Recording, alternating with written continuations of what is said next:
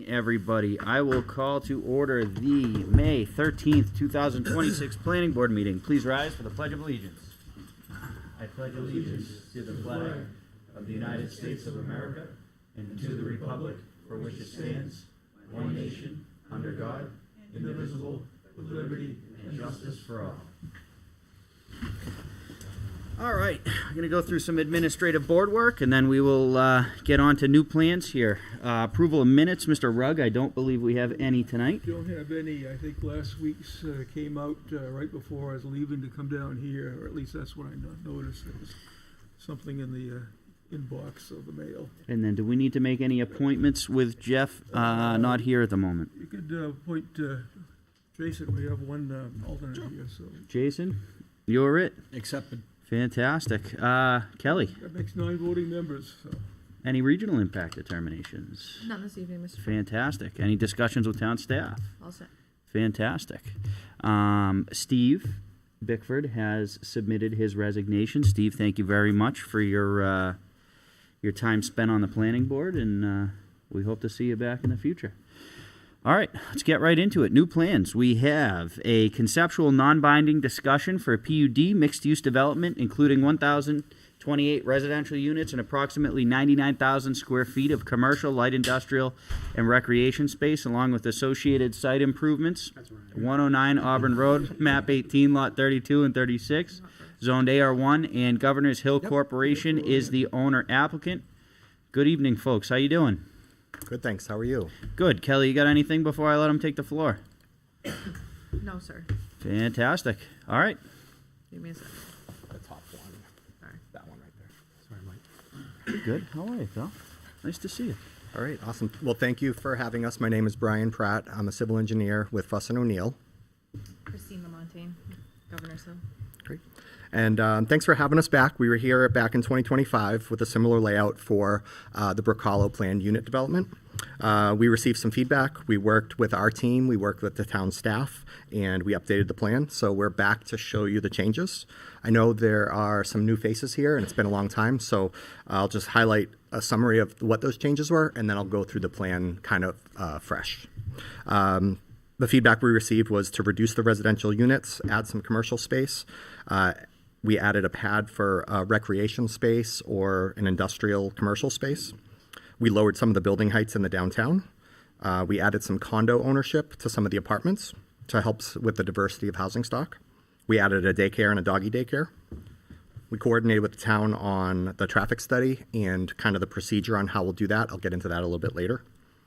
We've reviewed options for a traditional subdivision versus this planned unit development, and we completed a fiscal and a school impact study.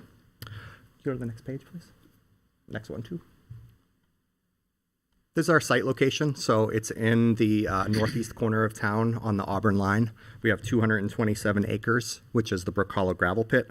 It's also connected to 120 acres in Auburn. And you can see running through the middle of the screen is Route 93. Exit 5 is down near the bottom of the page, and the bypass is off to the right that cuts down through Derry on the bottom right. Next page, please.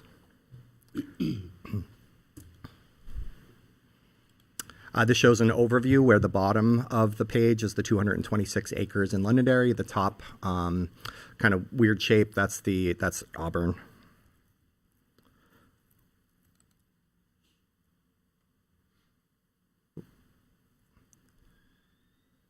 There we go. And this is a blow up of just the Londonderry portion, so you can see the existing gravel pit. Access to the site is off Auburn Road, which is on the bottom right, and then the Mill Pond subdivision is to the left, where we have another access point. Can you go to the next page, please?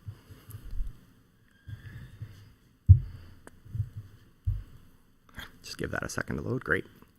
All right, so this is it. This is our overview site plan. The pods, we have different pods which are labeled with letters. This was really thoughtfully laid out to fit in with the topography, but also just the way that the different pods interact with each other. It transitions from kind of lower density, lower heights from the west, and as you get into the site, it gets into some higher densities and higher buildings. So the west there is some courthouse communities. So those are pods A, D, and H. B are single-family homes, and there's an existing wetland through down the middle. E and F, those are townhomes. Moving to the right, we have G, which are multifamily condos.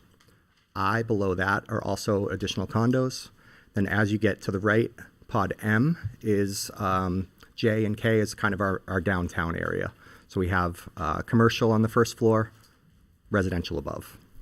Moving up the page is N. This is where we added to the plan previously. We added a daycare and a doggy daycare. And then pod L above that was previously a multifamily building where now we have it reserved for some sort of recreational, light industrial, or commercial use. Hopefully maybe some sort of sports complex, but we just don't have, we haven't gone far enough along in this development to really secure anybody for that area. It's a really big mix of housing. So we have a big diversity of housing stock. The density, we have 6 units per acre allowed in the planned unit development overlay, which would allow us about 1,360 units. Previously, we had around 1,300. This plan shows just over 1,000 units. There's 3 access points. As I mentioned, Auburn Road is the existing gravel pit access, which is the lower right. On the left-hand side, the Mill Pond subdivision, there's an existing right-of-way that was left for future development. And then to the top of the page, that's that land in Auburn that I was mentioning. There's a industrial subdivision, which we got approved from the town of Auburn, which has a 2,800-foot public street, which ends in a cul-de-sac right at the town line. That's approved, and we're about to start construction on that. In the middle, next to pod G, is a park area. I have a question. Oh, sure. Have you sat with our police and fire department about this yet?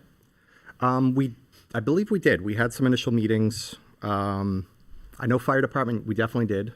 We did have them review it, and they were good with it. They just want to make sure when we do the real design that, the turns, the fire truck can make it through all the different developments. We do have public water, so there'll be sprinklers in all the multifamily buildings. I can't remember police. Did they talk about access at all? Access. They talk about multiple points. So you got 2 points of access in Londonderry. Yep. You know, the closest fire station is pretty far away. Mm-hmm. The nearest fire station is actually in Derry. It's a big complex. Right. Did they have any conversation with you about that at all? We talked a little bit in a meeting recently about that. Sean, are you prepared to talk at all about the fire? That's up to the chairperson. Yeah.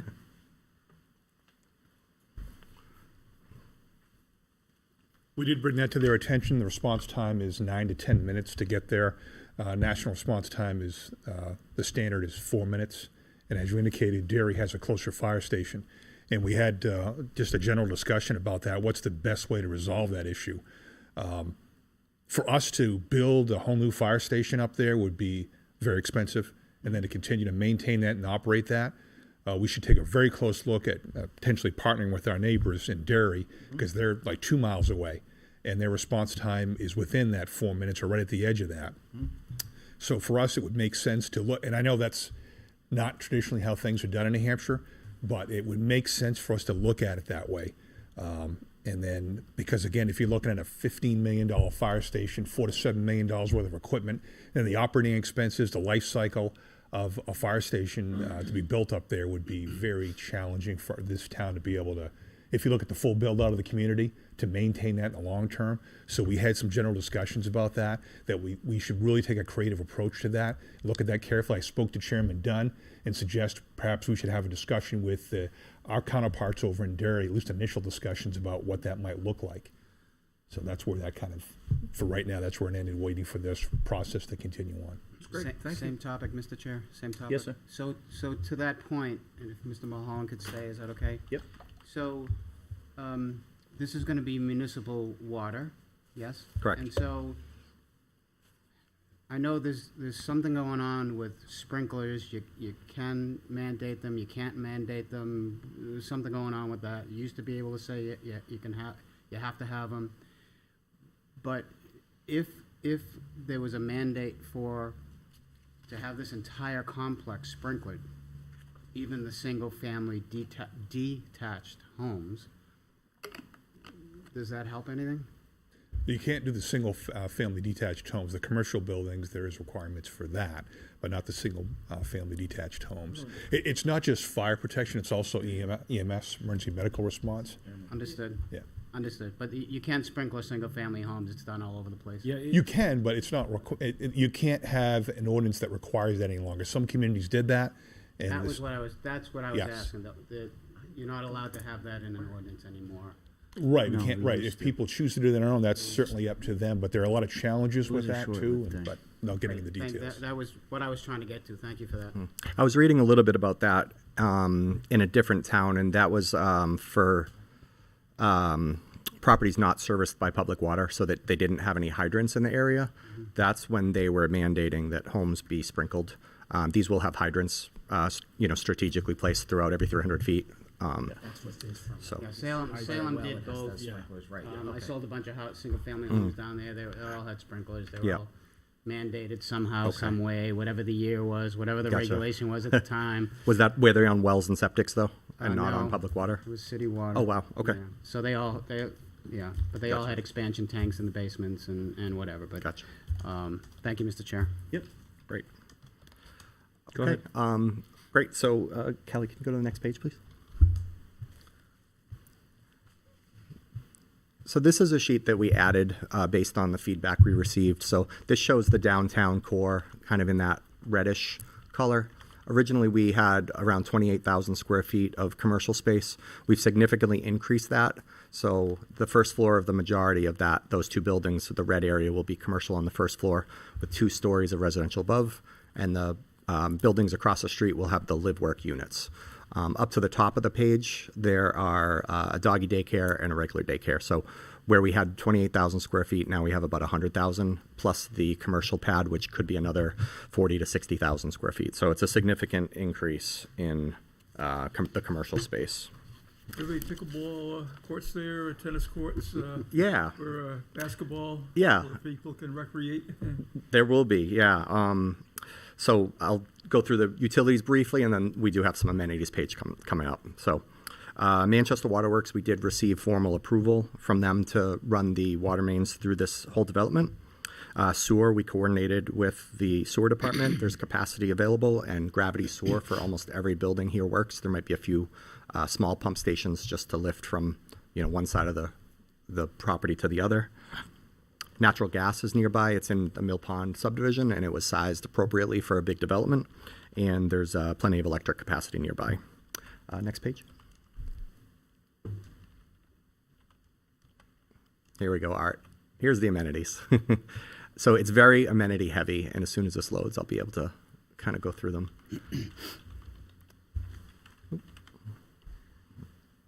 There we go. Any public entertainment facility there?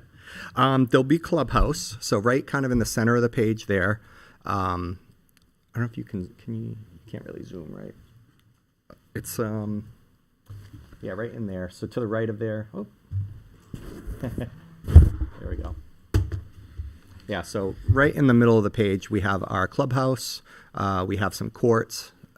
We didn't go super detailed on those courts, but yeah, right there is the clubhouse. Right next to those are some courts. Up to the top of that. Concerts, for entertainment?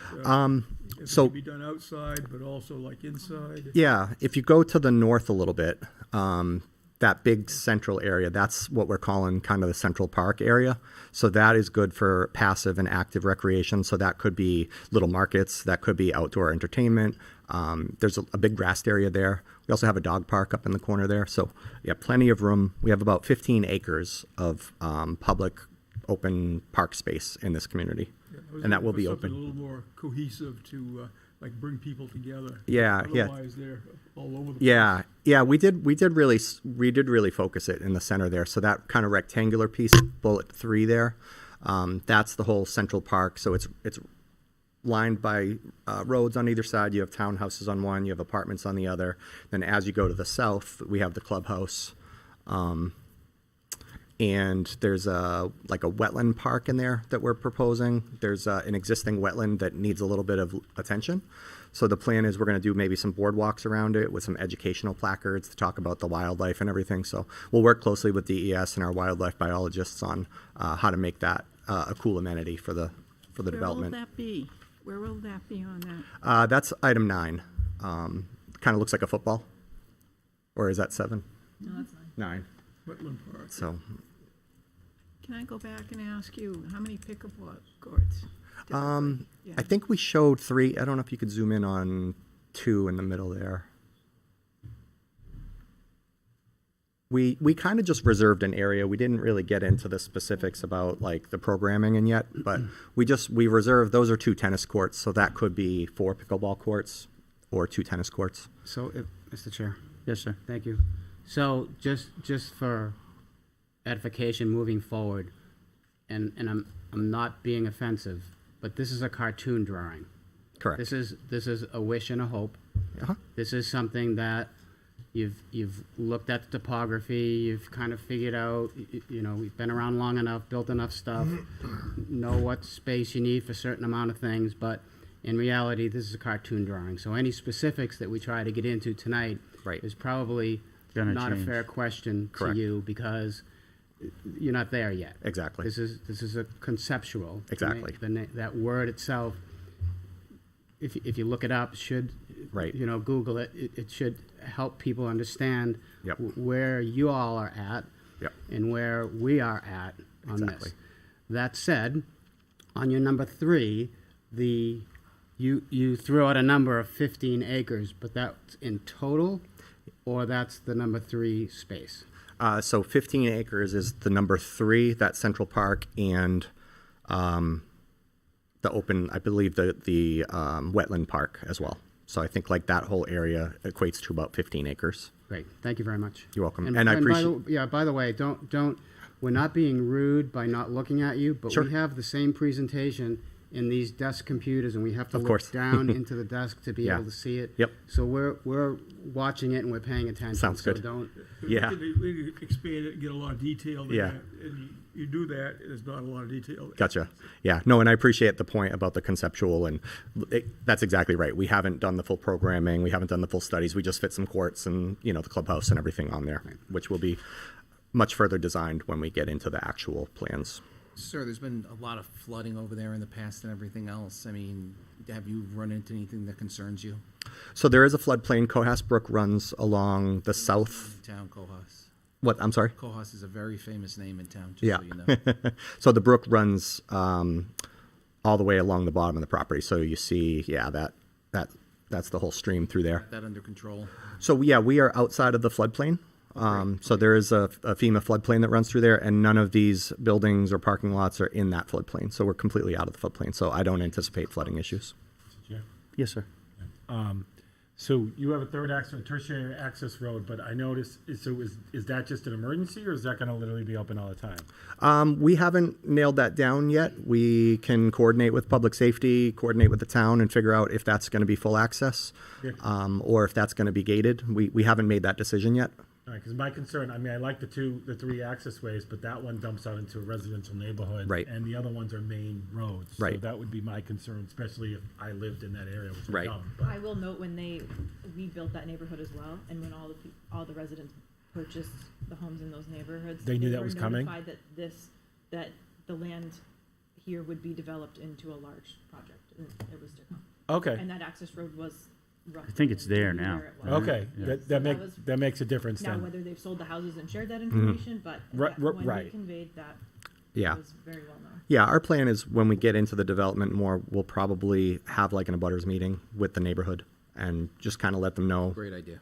Yeah. Yeah, and to get back to Tony's point about the sprinklers, I did do some quick research. I mean, obviously, we're gonna have to look into it, but there was a fire chief that demanded sprinkler in a residential neighborhood, and the developer sued him and went to Supreme Court, and the developer lost. So, Yep.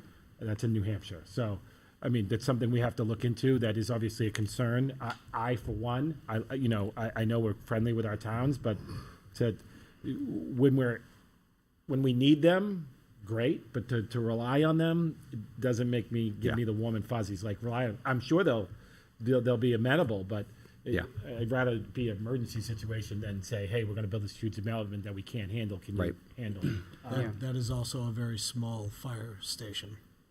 That's right next to that. Right, do I they think have the it's like right a ladders and I apparatus? think it's a to- one-bay fire station They that's don't. there. Yeah, they You don't. have to But have an intermunicipal agreement if you're going to have some sort of finances moving back and forth outside of mutual aid. So that would be something that, certainly something you can talk about it. Whether Derry would be amenable to it or not is, who knows? Right. yeah, and so Ryan, so I will be bringing that topic back to the table in a different format because I have an idea after the presentation's over. And then the third thing was, I just want to say, I know you have a bunch of fields and stuff. Londonderry has a ton of fields, great sports complexes, but one thing we don't have is a turf field. So I just want to throw that in there, that if you're going to build a sports field, I don't think we need any more grass fields. So, Yeah, we intend to, coordinate closely with your Recs department and your, town manager and everybody to work with the right partner to bring what the town needs in there. Because we really want that, if that's a sports use, be a good anchor, right? It would be a good reason to get people in and out of the development, so it would really help that commercial area thrive. absolutely. And I mean, you probably already know this, but I just want to say it for the record that we've had other developments like this in town where, we look at it, we love it, and Yeah. then, over the time, things change, and Yeah. then we get something completely different. So Yeah. we're all going to be kind of gun shy here. Understood. About some things, and so. Okay. Totally. Yeah. Back to the amenities. Kelly, if you could go to the next page. This one shows more of the public amenities, which, again, we are intending that these streets will be privately maintained, but they will be open to the public. So if somebody wants to come in and walk through the neighborhood, we'll have sidewalks, we'll have shared use paths. There's about 5 miles of roadways with sidewalks, so you can walk on the paved surfaces. We also have about 2.5 miles of nature trails through the development, which can get you down closer to the brook, get you by the wetland areas. So it's a really good public amenity for the town. We have 1.2 miles of Cohasbrook frontage along our southern property line.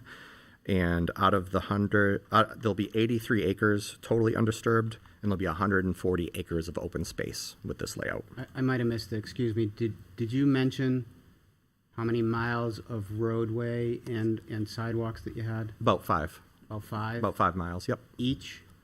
So about Or 5 in miles of totality. sidewalks and 5 miles of roads? They're the same. Give it The sidewalks are right on the side, the sides of the road, so. on every road? Sidewalk? There's sidewalks on at least one side of every road. Okay. Thank you. Once you get into the courtyard neighborhoods, those have garages, and I'll go through those a little bit in more detail, but they have garages kind of right at the front, so those are more like alleys, so it's not really sidewalks to the courtyard communities, except to the courtyards in the middle. Got it. Thank you. You're welcome. Great. Next page. So parking. So we wanted to be thoughtful in the way that we plan the parking. So we tried to hide the parking behind the buildings. So it's really pedestrian oriented in the downtown. So you have some street parking, but then your parking lots are really hidden behind the buildings. The townhomes, same. The townhomes front on the roads with sidewalks, and in the back we have the garages. So you have townhomes on either side. So the middle of that is kind of hidden from the general public. So we really wanted to, I know that's one of the goals of the PUD is to kind of keep parking in the back and have these people focused versus vehicle focused. Next page.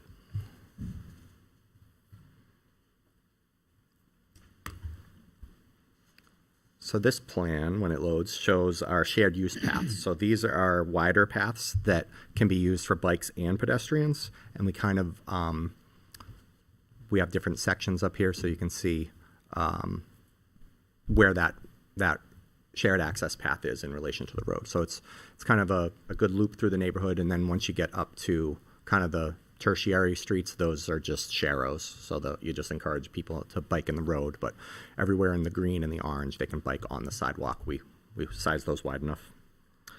Next. Trash was a concern, so this plan shows the trash plans, which will be toters for the single family homes, the courtyard communities, the townhomes, and then for the multifamily, we'll have dumpsters. Excuse me, who's paying for that? The trash pickup? So that is town trash pickup, I believe, but We contract through Waste Management, and the residents will receive a bill. Is that your question? So it's, yeah, so the taxpayers, Londonderry taxpayers are not paying for that, this HOA is. This is basically an HOA. Well, the single-family homes are gonna get trash cans. Anywhere you build a single-family home in town, you get a trash can. Yeah, but this is a private development, though. So who pays for it? Well, is it gonna be a single-family home, or is it, or is it going to be, or is it gonna be a condo, agreement? It's private, it's private land. It's a PUD. So the purple up there has the totes, the dumpsters is on the orange. correct. So we provide dumpsters for private neighborhoods right now. The neighborhood I live in is a private road, and we paid for the dumpsters, but the town picks up the trash there. And the toters, as Member Farrell indicated, those are single-family homes, even though they're on private land. That's what the town has provided. That is the way it has been doing business for a long time. So your answer, yes, the taxpayers would be paying for that trash pickup, and the toters would be delivered to their property, like they do now for all the other neighborhoods that we have that. And they, again, they have to provide the dumpster units, but then we pick up the trash. So that's how it works. Okay. And we'll get to the fiscal impact study, but this has a $5.5 million annual benefit to the town. So I just want to make a point of clarity too. They'll be paying taxes too as well towards this, so it's not the other taxpayers pay this, it just goes on them. Understood. Thank you. great. Next page, please.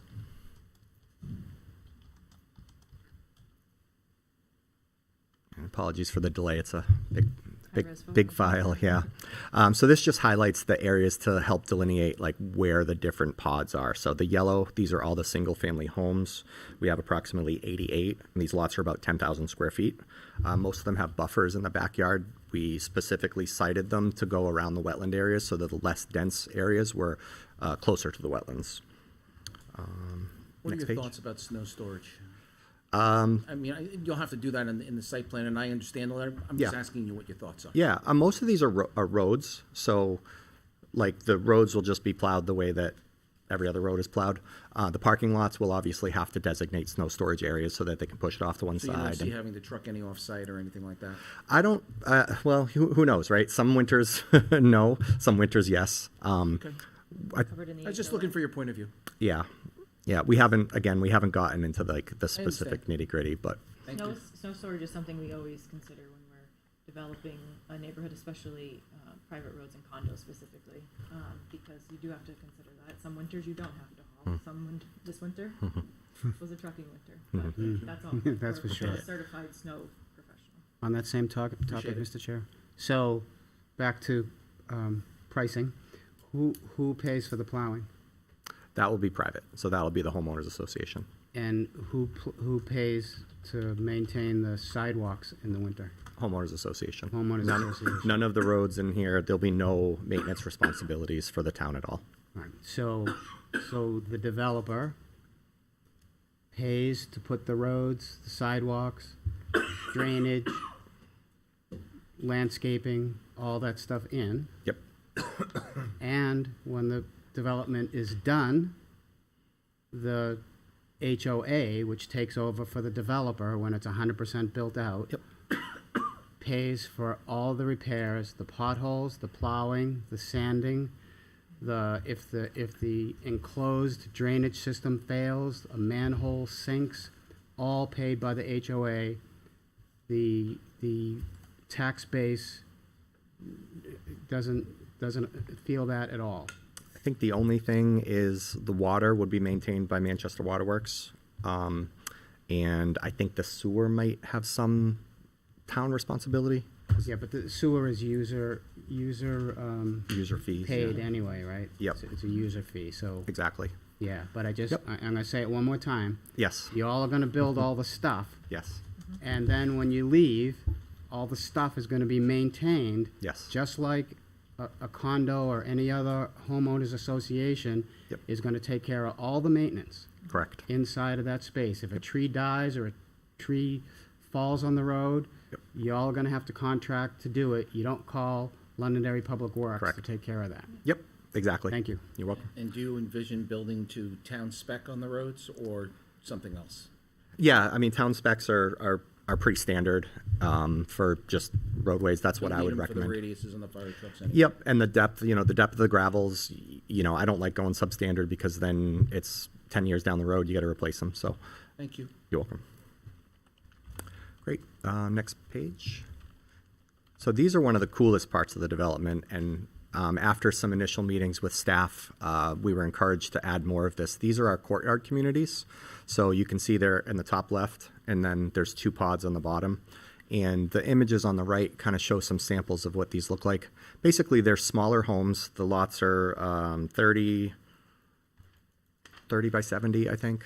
And so you have smaller footprint homes. They're close together. The roads themselves are more like alleys. So the parking spaces and the garages are right off the roads, and the front of the homes all face each other around these courtyards, these shared common areas. So you can have public gardens, you can have pergolas, you can have gathering space, you can have fire pits. It's a really cool courtyard neighborhood feel that we don't have a lot of around here, but because of the cost of housing, these are naturally more affordable. They're smaller lots, less land, more dense, smaller homes, smaller square footages. So these are going to really be something that somebody that doesn't want a big yard, that somebody that doesn't want a big house, good starter homes, good retiring homes, even a small family would be appropriate for here. We have around 190 units here, so it's a big chunk of our development. Next, please. Would these be something that you would be looking to rent or sell? These will be condo. Yeah. No, so. So, Yeah. thank you. You're welcome. And then these just kind of show the townhomes you can see in purple on the top. The mixed-use apartments, those are on our downtown. Those are in the red above the commercial space. Next slide.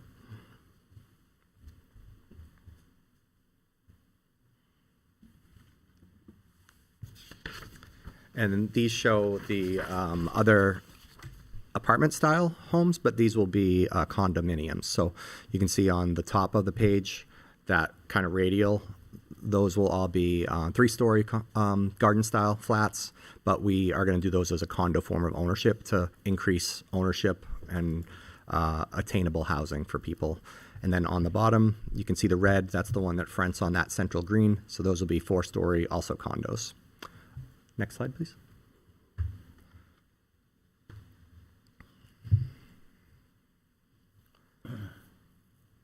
This is going back to the flooding question. So the blue is the FEMA floodplain, and it's just line work, but you can see all the line work, all the proposed improvements are outside of it, except for where we have our crossing at the Brook Hollow gravel pit entrance on Auburn Road. We'll have to put in a new bridge there, but yeah, no impact to the floodplain and no expected flooding. We do have some wetland impacts, but they're primarily because it's a gravel pit, and these are just kind of sediment basins that evolved to manage the stormwater for the gravel pit. Next slide.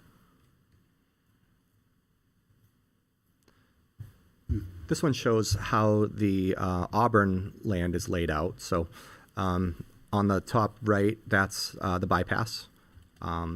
We have a 2,800-foot road that accesses from the bypass, and it hits the town line. There's a cul-de-sac there, and these are just pad sites. We don't have any actual tenants there yet, but we are expected to start construction soon, and it's industrial zoned, but it also allows commercial uses. So there could be some restaurants potentially up by the road, but we do expect that there would be more kind of industrial uses in these areas.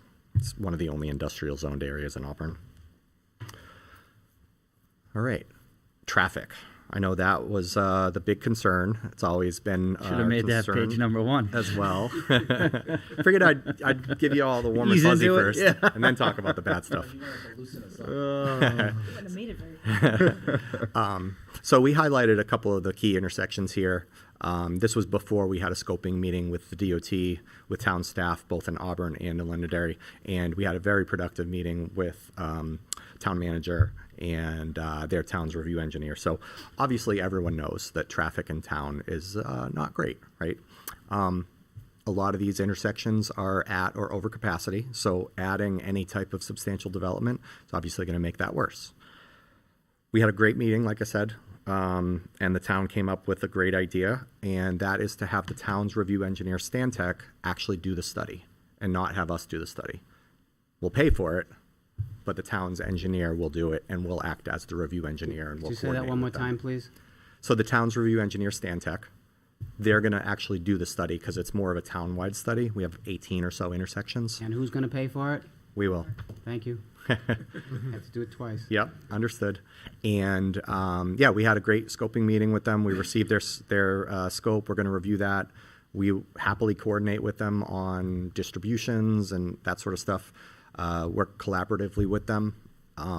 As part of their study, they're going to identify intersections that are, currently at capacity, over capacity, and the impact that this development will have on it. And this development is committed to paying their fair share for improvements. So any intersection that we, blow up, we'll figure out the improvement, we'll pay our fair share. There'll be some intersections that we have to immediately upgrade right off the bat, like our driveway intersections, right? We have to update those.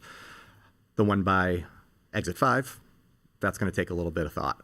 That's a DOT intersection, so we'll have to coordinate with the DOT.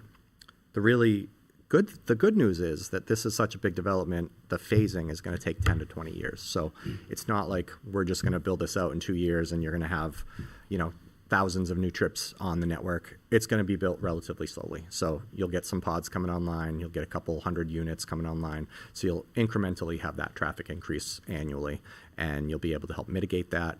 And we'll pay into the fund. We'll have a development agreement to make sure that we're all in agreement on what the responsibilities are for this this development. And I don't know, So a do you few want to talk about that questions, at all? Mr. Chairman. Yes, sir.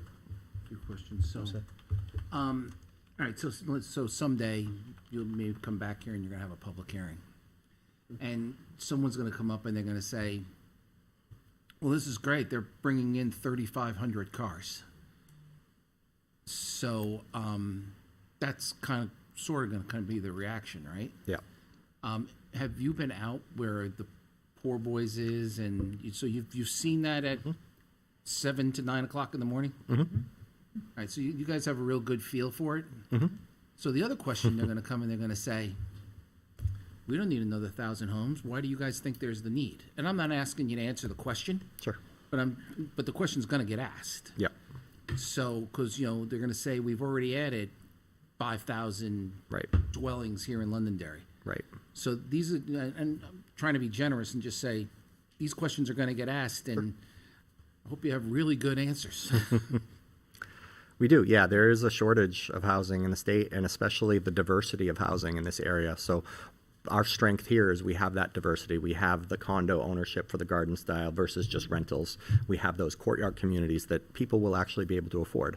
We have the single family homes for the people that want the more space and the buffers but want to live in a neighborhood like this. I would love to live in a neighborhood like this. The amenities are incredible. Like, I would love to be able to go down to that park. I don't have a dog, but maybe I'd get one. Walk to the dog park, walk the 2.5 mile trails. Keep rehearsing that. Yeah. But that's just knowing this community, that's going to be some of the questions. Yeah, that are totally. gonna come up in the public We hearing. appreciate it, yeah. Jason? So, two things. Number one, in response to your comment about the state needs housing, you're absolutely right. The response from the people coming up to that podium is, it seems to always fall on us, right? And so, be prepared for that, because Yep. people are getting sick of hearing the Yeah. state needs housing and Londonderry is going to pick it up. Yep. Second one is, you mentioned that it's going to be built out 15, 20 years over phasing, right? Yep. So not all coming in at once. But that's 15 or 20 years of construction vehicles going up and down Auburn Road. So Yep. I strongly suggest that you make the construction vehicles go down the 28 bypass. Because if people see 35 dump trucks going down Auburn Yeah. Road with none of the intersections being improved, Yep. they're not going to care whether it's a car or a truck, and Yep. honestly, the dump truck's going to be worse. Yeah. I will note So- though, it's right now currently an active sand and gravel pit. Those Un- trucks un- are un- right there. No, This I, takes those out of there Yeah. in the long term. I understand, but people are Yeah. not gonna wanna hear, oh, in 15 years, Yeah. it'll be houses. Yeah, the good news is because it's a gravel pit, because there's a lot of areas, there will be a lot of earthwork just being moved around on the site. So we'll obviously have to truck in gravels and selects and pavement and asphalt, but the plan, the hope is that it's pretty much a balanced site, right? We're gonna knock down these mounds, fill in the low points, and yeah. So hopefully it's not like just trucking. It's not a gravel pit that we're exporting. It's getting nearly empty, right? Mr. Rudd? Yeah. And I was just dovetailing on what John had said, because what we've heard a lot, and what I get from people is, what's the benefit to Londonderry? Sure. And then people look at it as just Yeah. adding houses, more housing. Yeah. And of the southern New Hampshire planning region, Yeah. there's 13 towns, includes the city of Manchester, but we'll take that out of it. Yep. Londonderry bears the largest number of dwelling units that have been added. So we're actually doing more than our fair share. Yeah. So Understood. you can spread the wealth around. You certainly are welcome to it. Yeah. But Yeah. my other I do- comment with it is I don't quite see the cohesiveness of the downtown area as a focal point, because you want to create a community feeling. Yep. I don't quite see that in these plans. So I think you've got to think about that. Sure. How to get people together. Yeah. Because you got people that are living there. Yep. You want people to do things together. You want people to, Yeah. it would be handy just to have a store there, Yeah. like one of our other PUDs has. Can you go Besides back a to the restaurant bullet? or two restaurants even. It's like And that's what's going to sheet bring 5, I people think. in and keep people there, because you don't Yeah. want people running all over the place. If you keep them there, Yeah. the ideal thing is really for them to work there, play there, and live there. Exactly. Yeah. Those are And that's the essence of a PUD. Yeah, we'll show you we did a blow up. I think it's the one before that one right there. So this one kind of shows our downtown area. It kind of cuts off, the left there is our clubhouse and our courts, and all of that wetland park is right there. And up to the top left, that's our 15-acre central green. So that's the gathering space. And then I'm looking at making it a little more central, because Yeah. that's what focuses people. yeah, so You look at our other PUDs to see how they do it. yeah, It's so a we very so we good do have example. that though. So this main strip, the main road that comes in here, that's the direct access right from Auburn Road. So that brings you right in, and you see there's like that angled spot right there, and then there's all these retail spots. So we envision that being a walkable, wide sidewalks. You can have tables and chairs out there. So that's where you can get your coffees, get your restaurants, get your little bit of retail. The parking is in the back. There's a little bit of space in the back, some courtyard space if there's a restaurant that has a big patio that wants to be out there. And then as you wrap the corner, there's more retail space, which drives you up that main road. So between the clubhouse, the first floor retail, the live work units, that is our kind of downtown core right there. So I'm looking for you to expand on it a little bit also, to keep that keeps the cohesiveness of the people there, especially like a coffee shop. yeah. That we do, and we even have a drive-through on the plan. Yeah, Yep. the postal areas are where people stop and talk. Yeah. And yeah. that's what you want to promote in it. Yeah, so in that kind of chamfered edge, we have a really big, I don't know if you see it right, like there's the chamfered edge on the building to the left. There's like a big open space right there. That I kind of envision as being like the center of it. But It'll be like a courtyard. a little bit of a courtyard right there, yeah. Yep. My other question, could they have a concert there? Probably not right there, but definitely up in the bigger park. That's, 15 acres plus or minus. And like I said, people can have little markets. You can set up, thinking, like downtown Amherst or some of these other communities that have these little central greens that they have a little farmer's market in there, right? You set up all the tents and people can walk around. And I envision things like that happening. Well, I think you made improvements over the, I think you're thinking more. I'd like to see you do more thinking. More thinking. Okay. Mr. DeFrancesco, did you? We'll see what we Thank can you, do. Mr. Chair. So you mentioned phasing.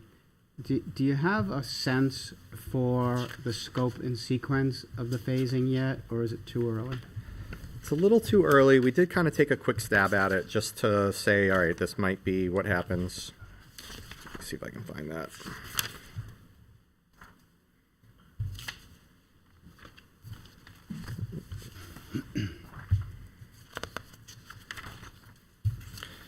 So preliminary, and Kelly, could you go back one page to the left, please? Thank you. So I have here in my letter, I'm just going to read it. Phasing will be substantially market-driven. The expected full build-out is estimated to take 15 to 20 years. Below is a preliminary expectation of potential phasing. So primary roadways and utilities connecting Auburn Road to Londonderry and Mill Pond. So you'd have that kind of triangle coming up from Auburn Road all the way over to Mill Pond. You'd have the road from Auburn to come down and tie in. So then you'd have like your triangle, your wishbone. What happens next? Not 100% sure. We said maybe pods D, C, E, and I. So maybe some of the courtyard communities down on the bottom, some of the single-family homes, some of the townhomes. The idea would be to tackle it in a way that makes the most sense, that we build it out from there, but while still providing a product mix and not just doing one type at a time. Right. And we'd also need to have people there before the commercial spaces could be viable. So we're thinking that we'd have to have some homes in there, some people there, and then that's when the commercial spaces can start to come And online. so that's where the question comes from, right? So, Yeah. so it's a chicken or the egg. If you have a donut shop with a drive-through, they're gonna be paying rent Right. probably on day 31, Mhm. because I know the developer is gonna be generous and let Yep. them move in and get the first month is free, at least, sometimes up to 3 months. Right. I don't own a donut shop, I'm just saying. But in order for that donut shop to be able to pay their rent and buy the product to sell, they're gonna have to be convinced that they have enough traffic count. Right.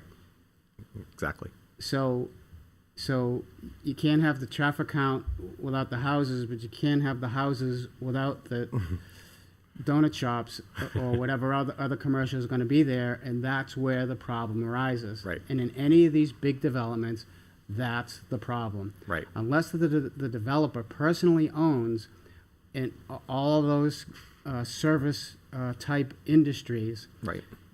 and can take the hit, Yeah. there is no way to put people in those spaces, Right. companies in those spaces, unless there's traffic count, traffic flow.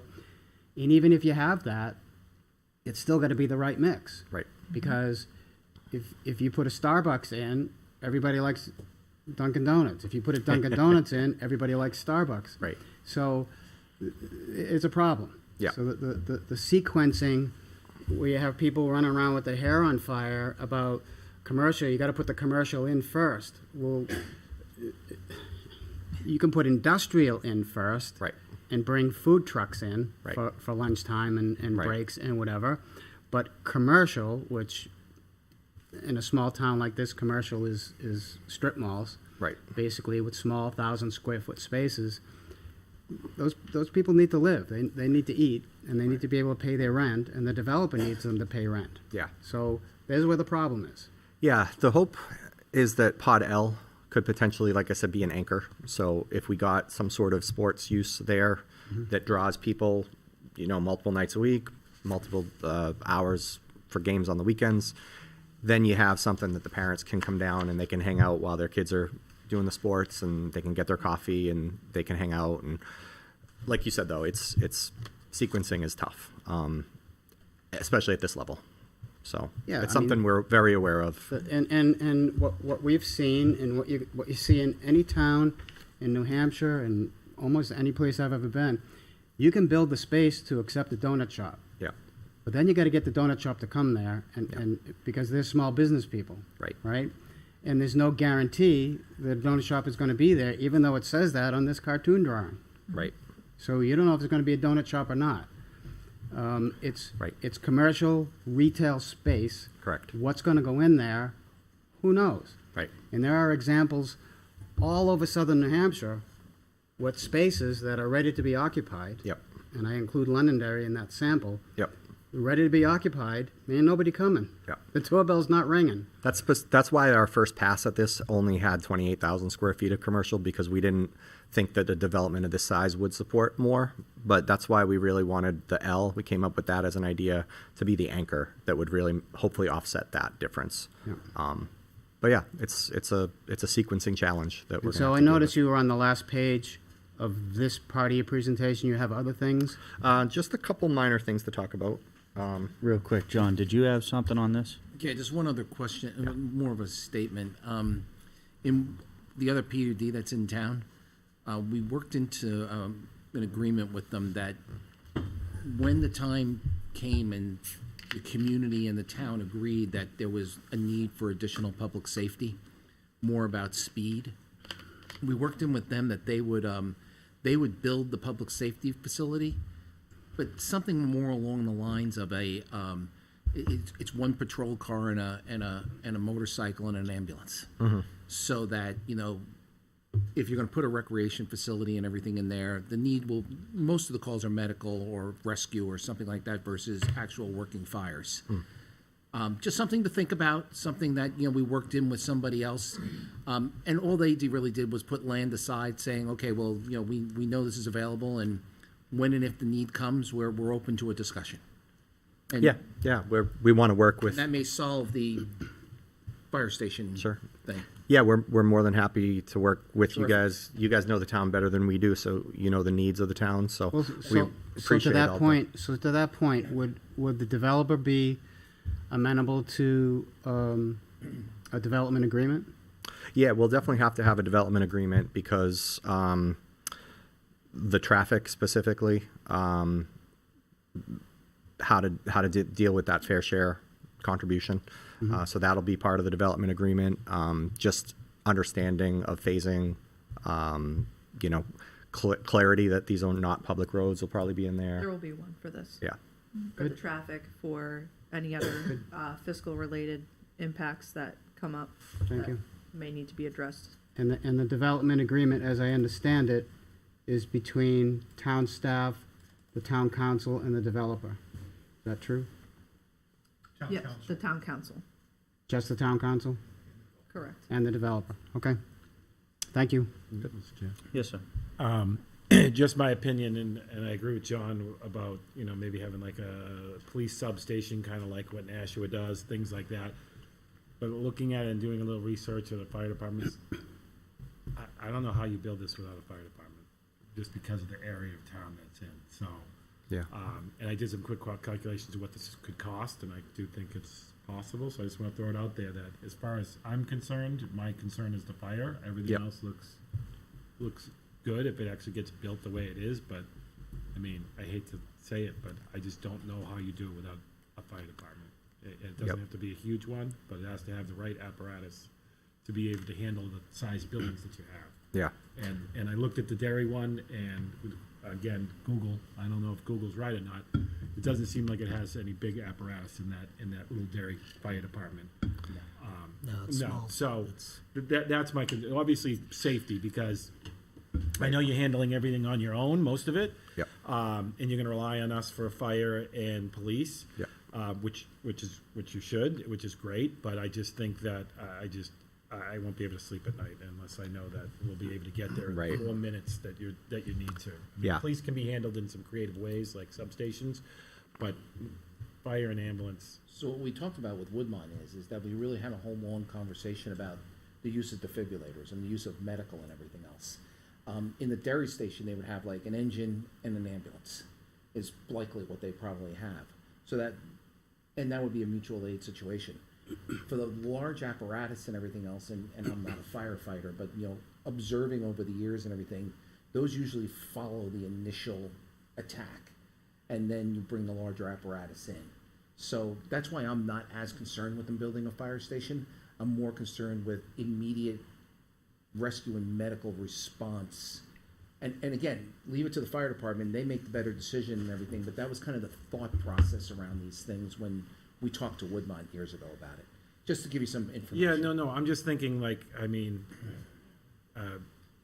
again, with any kind of rescue, it takes a while. The call comes in, everything. I live right here in town, pretty close to town, and it took 15 minutes for an ambulance to pick me up 3 weeks ago. So, Sorry about that. Yeah, me too. So I'm just saying, I was surprised at it, but and now I'm even more worried about something this far away. You know what I mean? And the traffic, and Auburn Road, and everything. It's just one of those things. Again, it's just me. Maybe I'm not. Maybe I'm alone. But I just, if I'm literally in the center, close to, in town, and it takes that long to get to me, how long is it going to take for them? And you have a lot of community. I love the layouts, especially the areas where they have the little like gardens or whatever in the middle. I see a lot of probably elderly moving there. I might actually want to retire there. It looks great. I'm just fear of like what's the access going to be for any kind of emergency. And And also, I was reading through it, Gotcha. and it was mentioned that Section L might be considered for a nursing home or assisted living facility. That was one of the original submittals. We've changed that. It's Yeah. still in this. Oh, Yeah. I must have forgot to take that out. Apologies. But yeah, no, the thought is we've done some concepts to fit some sort of field, some sorts of sport, facility. Could be some sort of light industrial, could be like a light commercial type of use. We don't know yet. The hope is it's something that generates a lot of traffic to help get, people down there to use the commercial spaces. And totally agree with you, like safety is very much high on our priority list. Really appreciated the meetings that we had with the town manager and other staff. And we're committed to working together with the town, potentially Derry, to figure out a solution. This kind of leads well into the fiscal impact study. One second. Mr. Cruz. Thank you, Mr. Chair. Yep. I like the idea. I think the only concern that I have is that secondary access with all that commercial, industrial, buildings being built on the other side of Auburn Road, all those vehicles crossing over, trying to cut through to 93, coming through, all that retail area. Any concerns? How are we going to stop the vehicles from doing that? Are you saying cutting through like secondary access through Mill Pond. through Mill Pond? Primary access to get towards 93 Right. quicker. Yeah. I mean, it could be a gated, fire emergency access only if that was what people wanted. We haven't made. I like having the second exit. A lot of people are not going to go down to get third, right? So, Right. But again, leaving that open for a second exit, right? You're going to have that concern of those Yeah. commercial vehicles now taking the shortcut to get to the highway. Will it still be a shortcut with it being downtown and crosswalks and stop signs? Yeah, and all right. That? It may be quicker for them to just stay on the main road and take. Yeah. I wouldn't want to be driving my truck through there with everyone walking around. Either. Right. Well, you could restrict the type of vehicles too, right? Yeah. Right. Yeah. Right. Yeah. Yeah. I think since we're on this topic of cut through, can you talk a little bit about this, Sure. Auburn?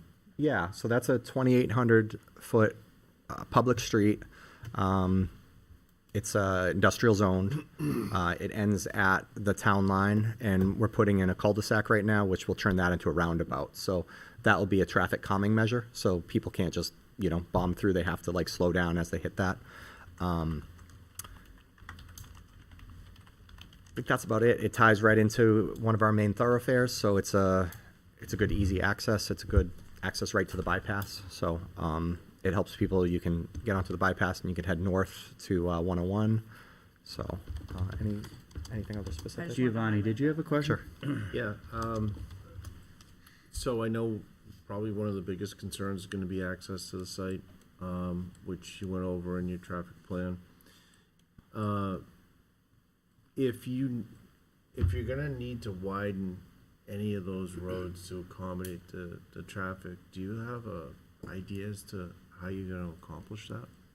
So we have to do the traffic study to determine I understand that, yeah. like how many cars will be turning, so how long those queue lengths need to be. So that's something, I sketched in some ideas already, but we don't have the numbers. We don't know exactly. So we'll do the traffic study, and then we'll work with Stantec on offsite improvements, approving those offsite improvements.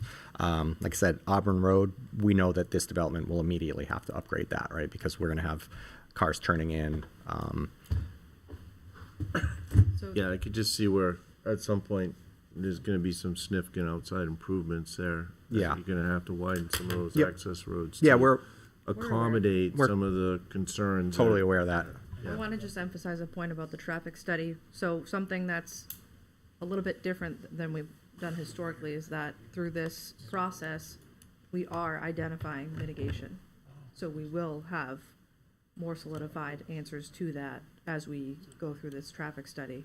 Whereas historically, we haven't always received that, right? So that is part of this scope for the TIA that the applicant talked about earlier. So I just want to make clear, this is a full traffic impact analysis, data collection, traffic counts, analysis and modeling, mitigation, and the full study report. That's the scope.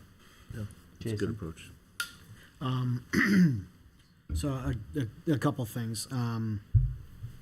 Number one, I've seen an awful lot of these, and I got to give you credit because under the public benefit, you put 5 miles of sidewalks as a public benefit. I'm not sure if people are going to drive 10, 15 miles to the Auburn border to walk on a sidewalk, but I think it's the first time I've ever seen that.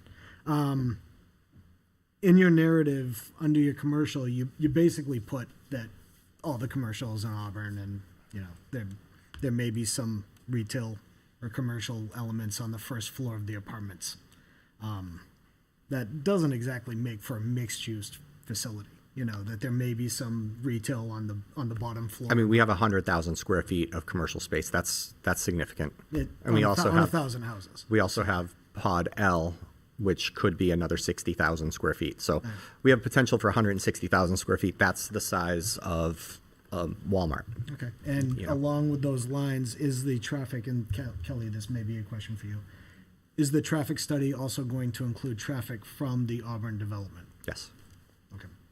Yeah, the study includes somewhere in the realm of 18 different intersections, if you will, including as Auburn, and I believe intersections in Derry, the 28 corridor all the way to exit 5. So it's involved. Okay, yeah, I just want to make sure that we're not just taking the traffic from this, because there's going to be a ton of traffic coming off 93 going down Auburn Road to get to the Auburn development. That is part of the scope. Okay. That is, as I said, the 28 corridor on Rockingham Road, the Londonderry exit 5 side, as well as the Auburn side. Okay. Mr. DeFrancisco? Thank you, Mr. Chair. I have two things. The first thing, then I'm going to go back to traffic. So when you look at this site on a bird's eye view, there's a significant pit there. Hence the name sand pit. Yep. I want to make sure everyone knows that. So are you going to use the current topography, or are you going to fill? Combination. So right now there's a 50-foot rock face at the town line. We're planning on bringing that up probably about 20 feet as you come in. And there's some knolls over on the other side. So we're going to knock those knolls down. We're going to kind of fill that pit in. So there'll still be a wall, which will actually serve as a good barrier between the industrial uses and our residential uses along that Auburn Londonderry town line. But yeah, the bulk of the pit. So you're going to try and use what is now the new natural topography of that site to build out. Yeah, it's not going to be a quarry. You're not going to have like homes surrounded by rock walls. The one side will, like I said, that town line will have that, but that's the industrial uses will be right on the other side. So it's actually a really good barrier. But going from pod G to the left to pod F, that's all just going to be flat, right? We're not going to have slopes and granite walls or anything like that. So thank you. And so back to traffic. Thank you for that. Sure. So it looked to me, I tried to do math, but my basic training is I was a physical educator, so I didn't take any math classes. Yep. But it looks to me like from your first presentation to today, you've decreased the number of housing units by about 24%. Sounds about right. Am I close? Yeah. Okay. Yep. So I then did, after 7-8 hours of trying to do that math exercise, I did another exercise using Google Maps to try and figure out if I lived there and I needed goods and services, where would I go and how would I get there? So if I was sitting in my home in the middle of this project and I needed to go to the dry cleaner to get my pants hemmed, if I stood up, you'd understand that joke. So where would I go to get that done? If I needed a bag of potato chips at 1 o'clock in the morning, where would I go for that? If I needed gas, where would I go? If I needed groceries, where would I go? If I wanted to take a gymnastics lesson, where would I go? And I ran out all these scenarios because I had nothing else to do all weekend because the Celtics and the Bruins lost. So what would that model look like, right? And I didn't want to do it, but I had to do some more math.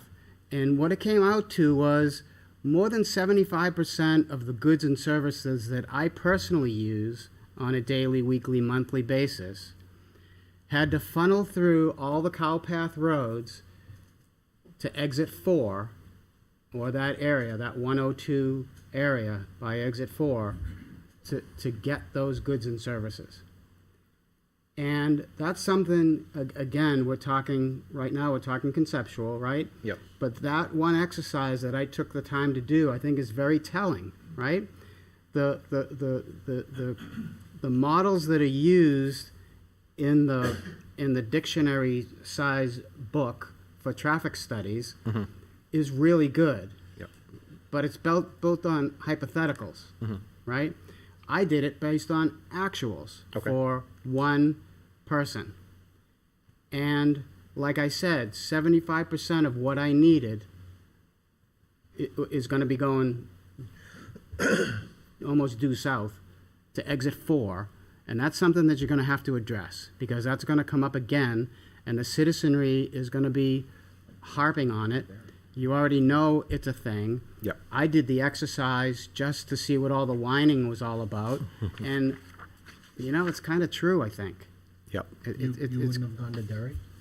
I looked at the dairy, the 20, remember I said 74%, 75%? The rest of it either went to Derry or Manchester. How did you determine that? Just curious. How did you determine that? How did I determine which way? I did it. 24% would go one way and 75%. No, me personally. Oh. Not everybody that lived there. Oh, okay. Just it was a one-person study. Oh, okay. Okay. I was So like, you're how like, are you you're like figuring 10 items that I need. Tony lives 7.5 of them went It was- one it way. was and Very particular. It was You only need Just- seven. and how many times do you go and get those Ju- pants? just for the record, it was more than 40 items Gotcha. that I tested. Okay. Okay, just from me, and I did it exactly in the middle. Yep. Who knows if I'm going to live in the middle or Yep. near the entrance or whatever. And yes, some of the things that I needed, I could get in Manchester quicker. Yep. Less miles, at least, right? Who knows what quicker is? I did it strictly on mileage. How many miles would it be, give or take? And if Gotcha. you've been on our GIS system, you can straight line and do the hypothetical. Even though there's no roads in that development, you can still pick a Right. point, make a straight line, get down Auburn Road and do Yep. all the mileage, right? Yep. So that was just for one person. Yeah. Well, hopefully you can just go right to Pod J, and a number of Yeah, those services yeah, are there. That's my dream. but my point is, I did the exercise. Yeah. That's what I saw from me Yeah. as one individual. You're going to have to address that somehow, some way, and it's going to come up again when the traffic study folks come in and they give their reports, and everybody tisks about how light it seems they're doing because they're talking about only 11 trips a day or only 23 trips a day, which results in 1 second of extra stoppage time at this particular intersection. Yep. I'm just saying, there's going to be, for me, when I live there, Yep. I'm going to be constantly at exit 4 because that's where all the stuff is that I need. Yep. Yep, there's a dry cleaner at Hood Plaza. And by the way, I've been here since 1978, so I kind of know my way around. And I'm not going to say whose dirt bike I was on at the time, but I might have been in that pit a few times. So I know the area very, very well. Yeah. And I'm very well schooled on where the conveniences are or Yep. are not. And I hope that when we get to the next step, and I know we will, Yep. that you'll be prepared, and I hope that my comments are helpful to you. Yeah, we appreciate that. That's good. Sean, did you have a Good question? knowledge. Yeah, So on the north side, and I know we're only concerned with the part of this that's in Londonderry, but I do know there's a part in Auburn. What's the distance between this and the emergency services there? Have we considered that aspect of any of this as well? The distance from Auburn's. Yeah, because I know this is in the land? southern part of it, but I just don't know if I have not. Auburn, It's like a it's half. further than London and then Derry, and even Derry's Londonderry. closest. I mean, according to Google. Okay, so not even remotely close. Okay. Auburn Their probably services only are has by the one. School. Yeah, that's what I figured, but I figured I'd ask the And- question. Auburn probably only has one station, There's- so. There's like an outstation off of Wilson's Crossing.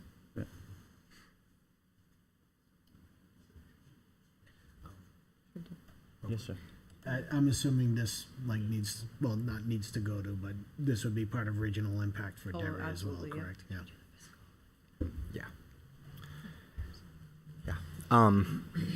So we did a fiscal impact study.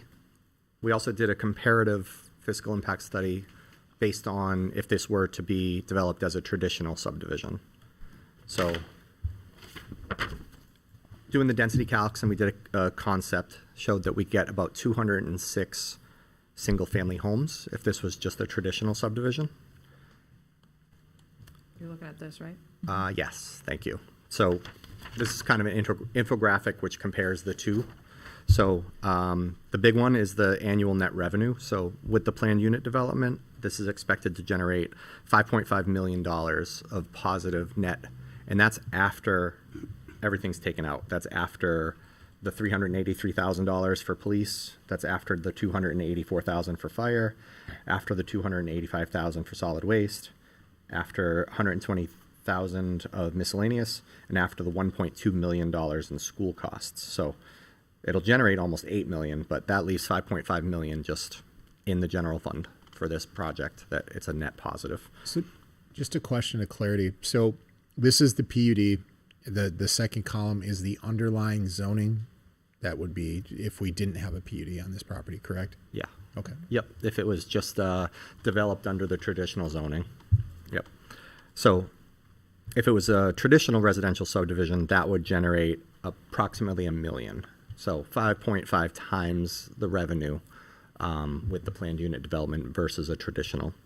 The other big points are public amenities. So with the planned unit development, they're significant. It's 13 plus, actually I think it's closer to 15 acres of parks, 7 miles of trails, including the 5 miles on the roads, the 2.5 miles of the nature trails, playgrounds and dog parks, and we've committed to these being open to the public. So it is a public benefit.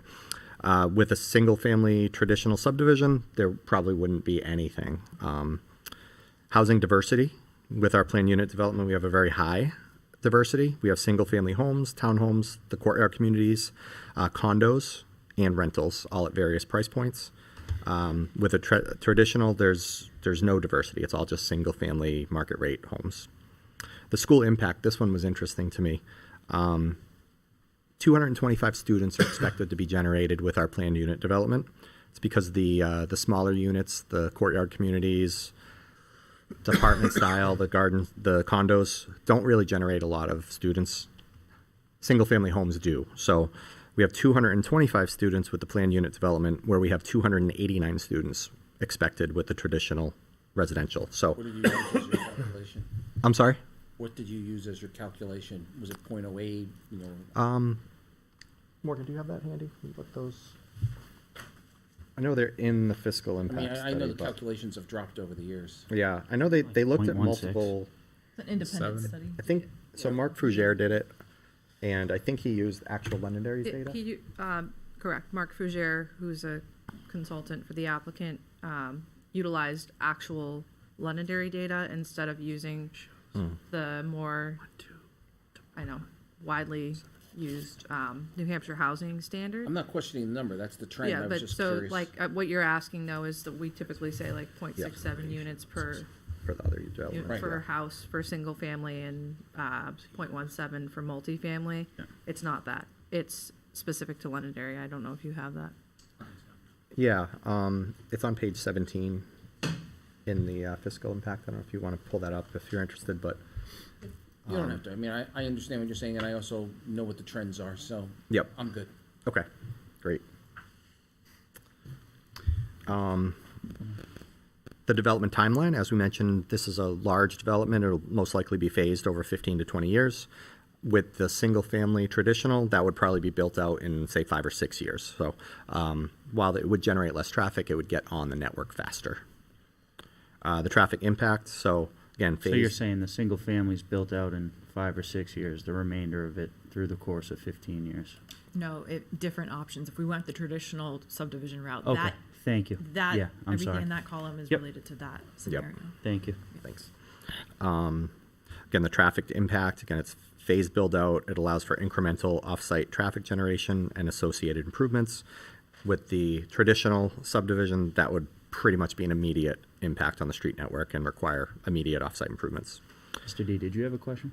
I have a suggestion on your infographic final. Yep. Because the document on the fiscal impact is more than a 15-second soundbite, which nowadays is the only thing that people can tolerate. And so they're going to look at this graph. Yeah. That's all they're going to look at, Right, it's colorful. based on past experience. And blue is a very pleasant color.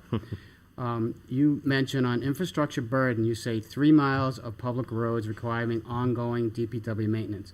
I'm sure you meant to say 3 miles of public roads and sidewalks. And Correct. in addition to that, requiring ongoing DPW maintenance means nothing to anybody, Okay. probably except for me. And so if it were me making this graph, I would list out all of the things that the taxpayers are not going to have to pay for, the Londonderry taxpayers are going to have to pay for, including Yeah. things that in the future might break. Yep. And I'm big on, because I just lost a rim and a tire on a drainage pipe that sunk, a drainage manhole basically that sunk into the road. That's going to have to be fixed at the taxpayer's expense. Right. When that happens inside of this development, it's not going to be at the taxpayer's Exactly. expense. It's going to be at the expense of this planned unit development, this condo development, this Yep. whatever. The money's going to have to come out of whatever funds you have. So sanding, salting, plowing, sweeping, culvert work, potholes, repaving, unpaving, all of those, there's many things as you could think of Yeah. that No, I like could that. happen. I would put it in that list of things that the Londonderry DPW will not be responsible for. Sure. I think it's a huge chip that could be used in your favor. Yeah. Yeah, that's a great idea. In the future. We'll definitely do So, that. Thank you, Thanks, Mr. Chair. Talking about school impact, did you talk to the school district at all? We did. You did?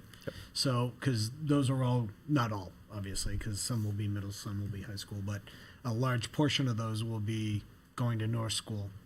And we are in the process of moving our kindergartners over to the elementary schools as well. Yep. So some of that, and I understand this is a long timeline, but some of that impact, some of those spaces in those schools will be taken up by kids who are not there now. So I didn't know if you had spoken with them and they're comfortable with this. That is, I can just speak to that. So Okay. that is a recent change that when we met with the applicant, I don't know, less than a month ago, we pointed that out and they've adjusted Okay. the fiscal accordingly. Okay, thank you. To account for that. Okay. Yeah, is the fiscal impact in their packet? They have Yeah, access they to have that? it, yep. Okay. There's a lot of data. Yeah, it's a big, Yep. it's a big one. So tons of data that's way over my head. Sure. But But I spoke directly with Mark Fougere on that and Okay. he included it. Awesome, thank you. Good. Great. And then besides infrastructure, so open space, 137 acres will remain undisturbed, open to the public. And if it was a traditional subdivision, that probably would just be community open space, not open to the public. So the key takeaways are the financial impact. The planned unit development generates nearly 6 times the annual positive revenue for the town compared to the cluster traditional option. Infrastructure, the traditional residential development would place a significant burden on the Department of Public Works due to 3 miles of new public roadways. Community value, the PUD offers extensive public recreational spaces and the missing middle housing options that are entirely absent in the traditional residential development. And pacing. While the PUD is a larger project, its 15 to 20-year phasing creates a much slower, more manageable increase in traffic and school enrollment compared to the 5 to 6-year cluster traditional subdivision build-out.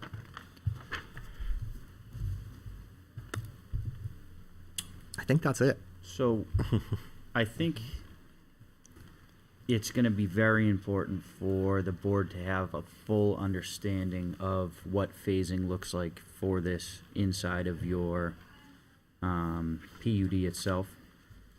What we don't want to have is, 75% of a site built out and still no commercial. So I think it's very important to be incredibly detailed on what exactly the phasing plan is. I think this section L plays a big role to the success of your development. The reality is that any commercial use inside of this area is going to be difficult. I mean, if anybody thinks it's not, I would encourage them to go look at a PUD that's directly off the highway. So I think that section L is going to be very critical to this development. I think that a community resource that the community could get behind and want to support, such as something as an athletic facility, that Bedford has, Derry used to have, I think Wyndham is in the process of making, I think would be very beneficial to the success of your development. Yeah. Safety is certainly a concern with this. Chief, do you mind coming up real quick? If I have a couple questions for you. I know I'm kind of putting you on the spot, but.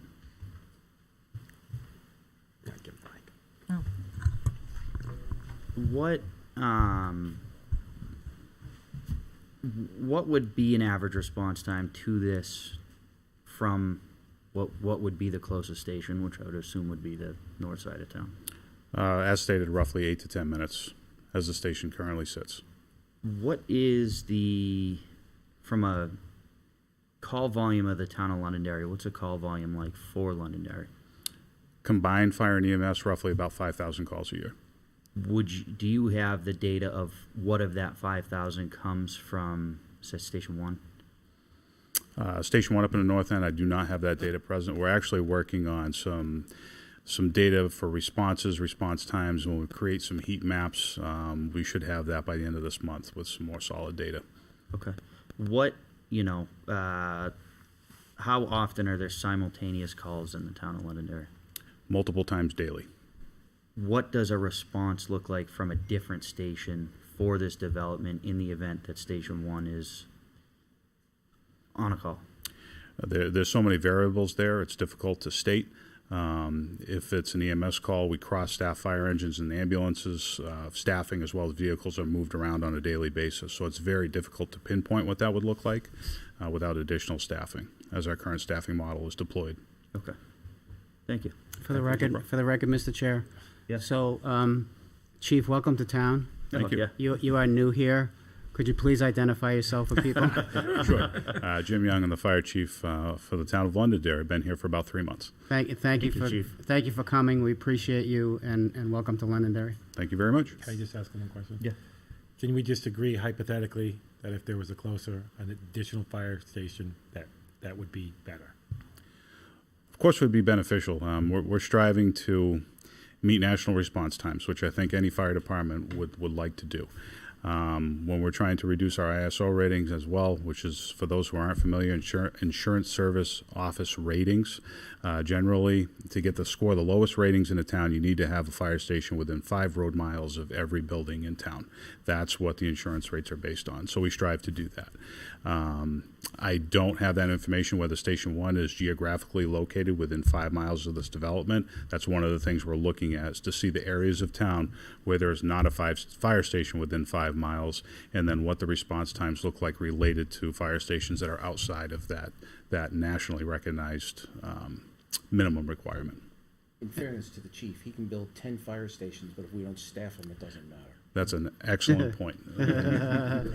So one other point of clarification, you mentioned a lower rating. In this case, a lower rating is good. Is good, yes. It's like golf. The lower the score, the better.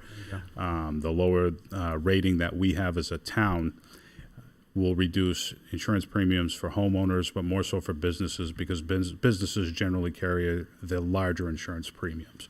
And it's only a reduction. It's not a reduction on the entire insurance policy, only on the fire protection portion of that policy, which generally the benefit is much more for commercial properties.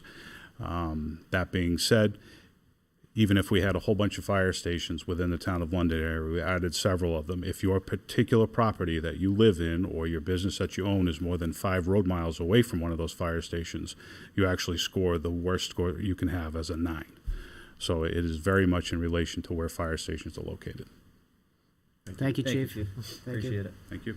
There's one point in the fiscal impact that said that while he mentioned there was about 5,000 calls annually, this development is expected to have 148 additional annual calls. Just to give you Expected to. that's based on the calculations that are. That means at least. You know, as well with, you know, the concerns there as well with police. You know, there's a development in a neighboring town that has become an increasingly large problem. They're getting something like 12, 15, 1,600 calls a year to the one development that was probably supposed to have 150 calls a year. So I definitely think there's more to discuss of how we're going to make sure that our police and fire can adequately service this community while not negatively affecting the rest of the community. Anybody got anything else? I have one more. I have one more helpful comment. Yeah. So back to that chart, the last chart in the packet, executive comparison. The very first one, far left, annual net revenue.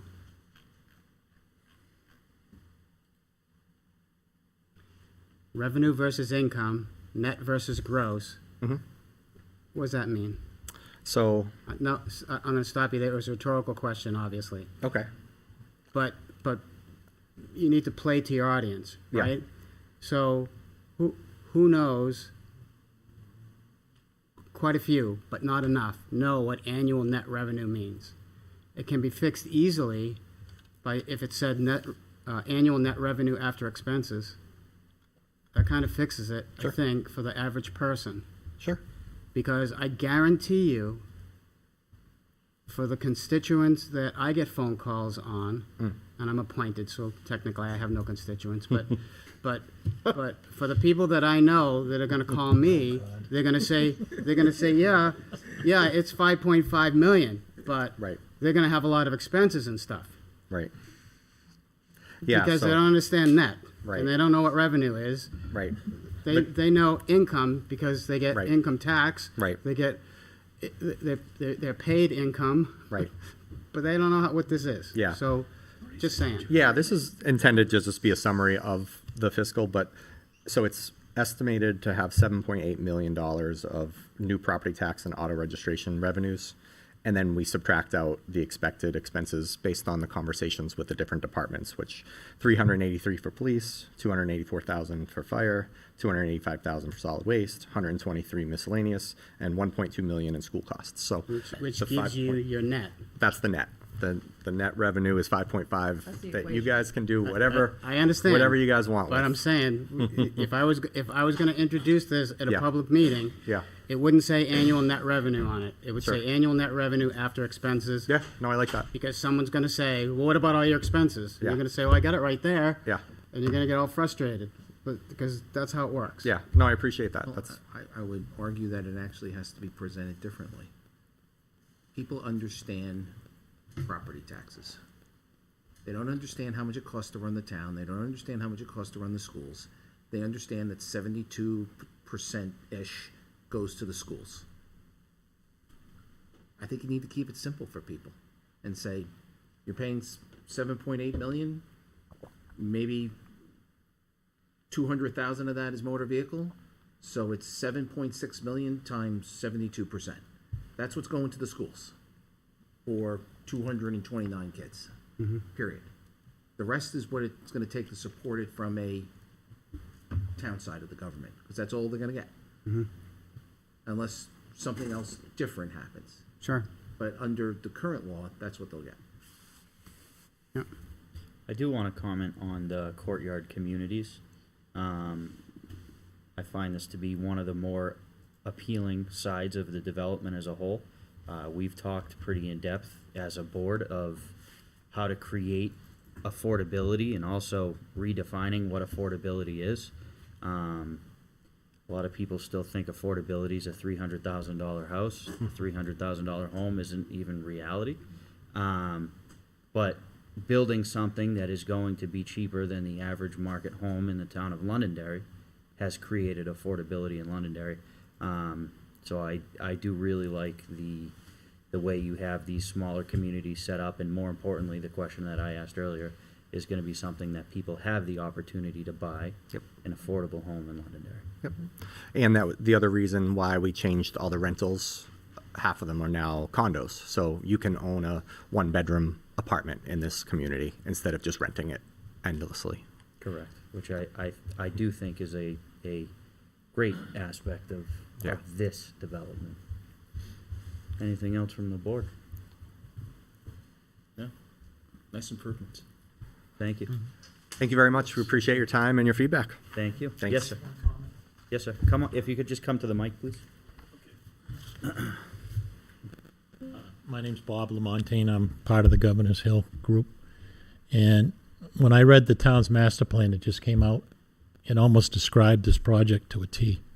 If you read the master plan, that's what your townspeople were looking for, and that's what we got. So that's all. I appreciate it, sir. Thank you. And to piggyback off that, you know, every project, they're not easy Hey, to grab build. There's always Brian's nuances. microphone. There's always nuances on how you get it done, what comes first, the chicken and the egg. But in the end, this is going to be a neighborhood that provides a lot of diversity for the town, a lot of amenities, and quite frankly, revenue to fix.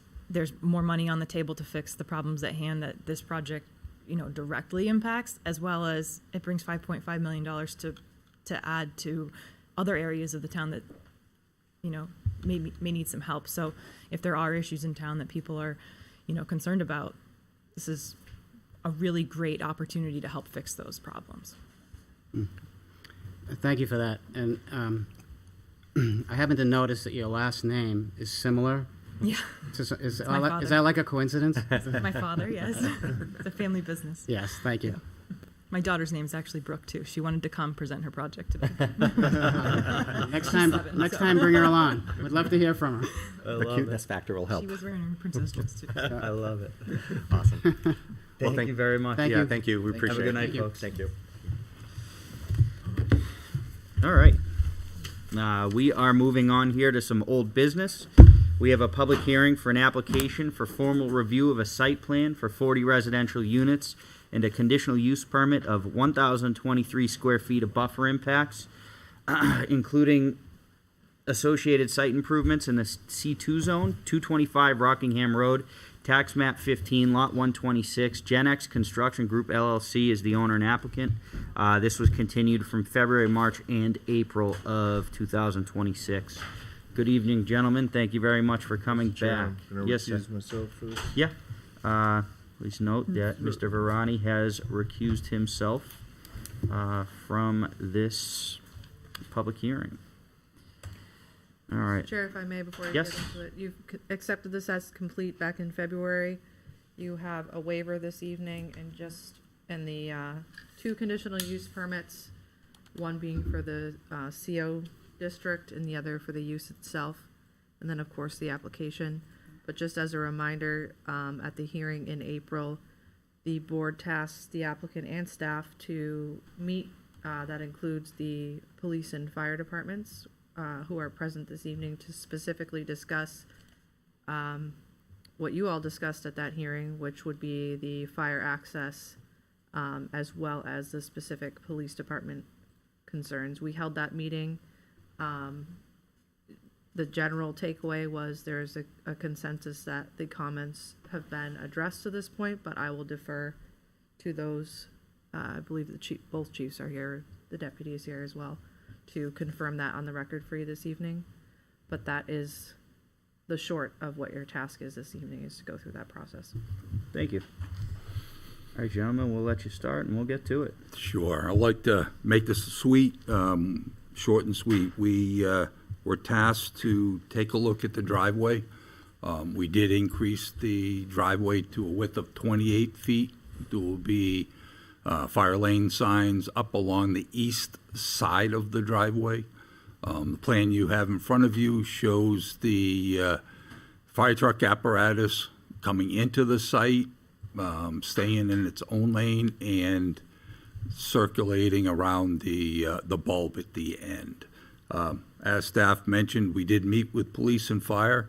I'll let them speak to you directly and answer your questions, but as far as my belief is that we've addressed their concerns. Thank you. Does anybody have any questions before we bring some staff up? All right, Chief, you want to start? Come on up. Which chief? Fire Chief.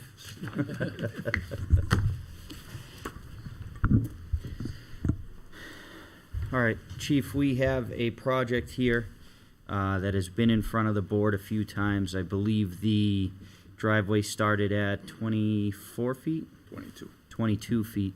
The board had a big concern about a 22-foot driveway, roadway, driveway, whatever you want to call it.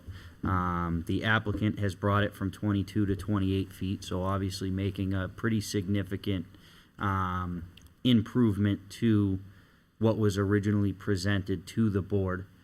My question for you, obviously you've been doing this for a long time. What is your thoughts on, in front of you is a turning radius plan for truck one.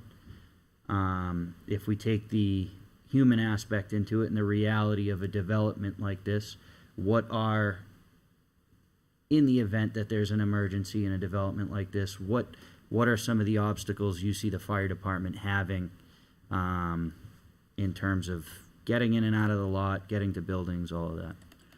Sure. There were three main things that we looked at, and I'd like to give credit where credit is due. Our Division Chief of Fire Prevention, Brian Johnson, did the work on this.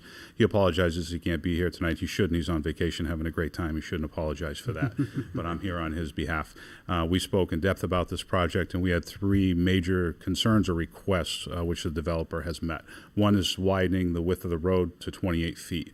What that does is allow us to set up the largest truck that we have, Truck One, which is an aerial apparatus and has outriggers, which takes up more than the width of the vehicle. We can set that up and be able to get around that with other pieces of apparatus. That was very important to us. We also had the turning radius diagram done for the cul-de-sac or the turnaround at the end of the street. That allows our largest piece of apparatus to make the turn and drive out onto Rockingham Road, because we don't want to be backing our apparatus out onto that busy roadway. And the other thing that we looked at is the setbacks of the actual buildings from the road to make sure that we can set up aerial devices and we can reach the very peak of the roof with our aerial devices, which all three of those things have been met. And as far as we're concerned, we thank the developer for working with us, and we are all set with our requirements. Thank you very much. Anybody have any questions for the chief, Mr. Rudd? Access all around the building, just from the front, you could, access what you need to perform any fire operation. Yep. From the front, we'll be able to access with the aerial apparatus. From the rear, we would use ground ladders, but there's enough access to get around the building 360 degrees on all sides, which meets code and allows us to get to the upper floors with either the aerial apparatus or ground ladders. Okay, good. Thank you. Thank you. Mr. DeFrancesco. Thank you, Mr. Chair. That was going to be my question. All right. Anything else for the chief? We really appreciate you coming out. It's very helpful to have someone of your stature here, so I appreciate it. My pleasure. Thank you. Thank you, Chief. Welcome again. Thanks.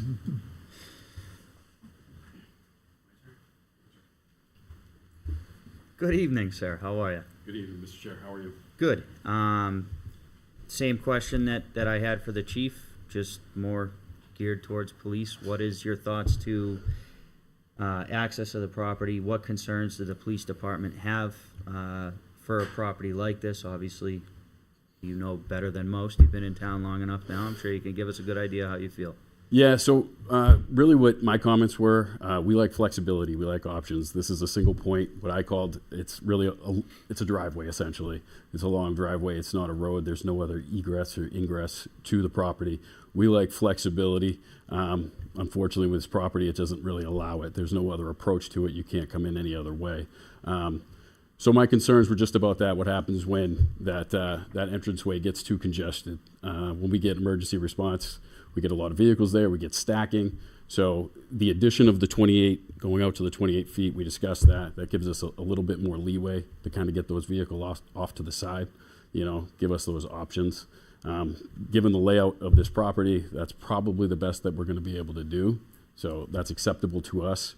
As far as access all around, I was just talking about that flexibility.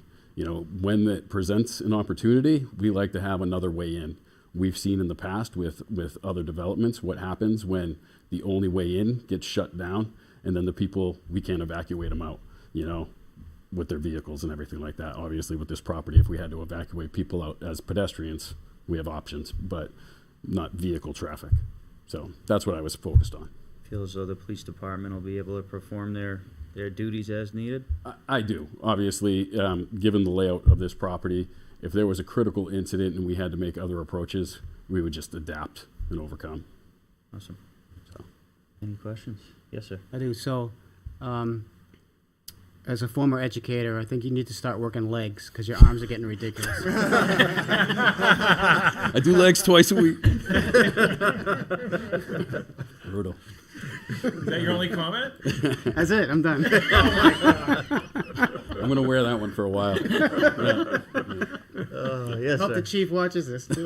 Thank you. Appreciate it. I don't think his arms are bigger than my legs. He's gonna have shorts next time. Yeah, that's right. Just for that. We're coming in shorts.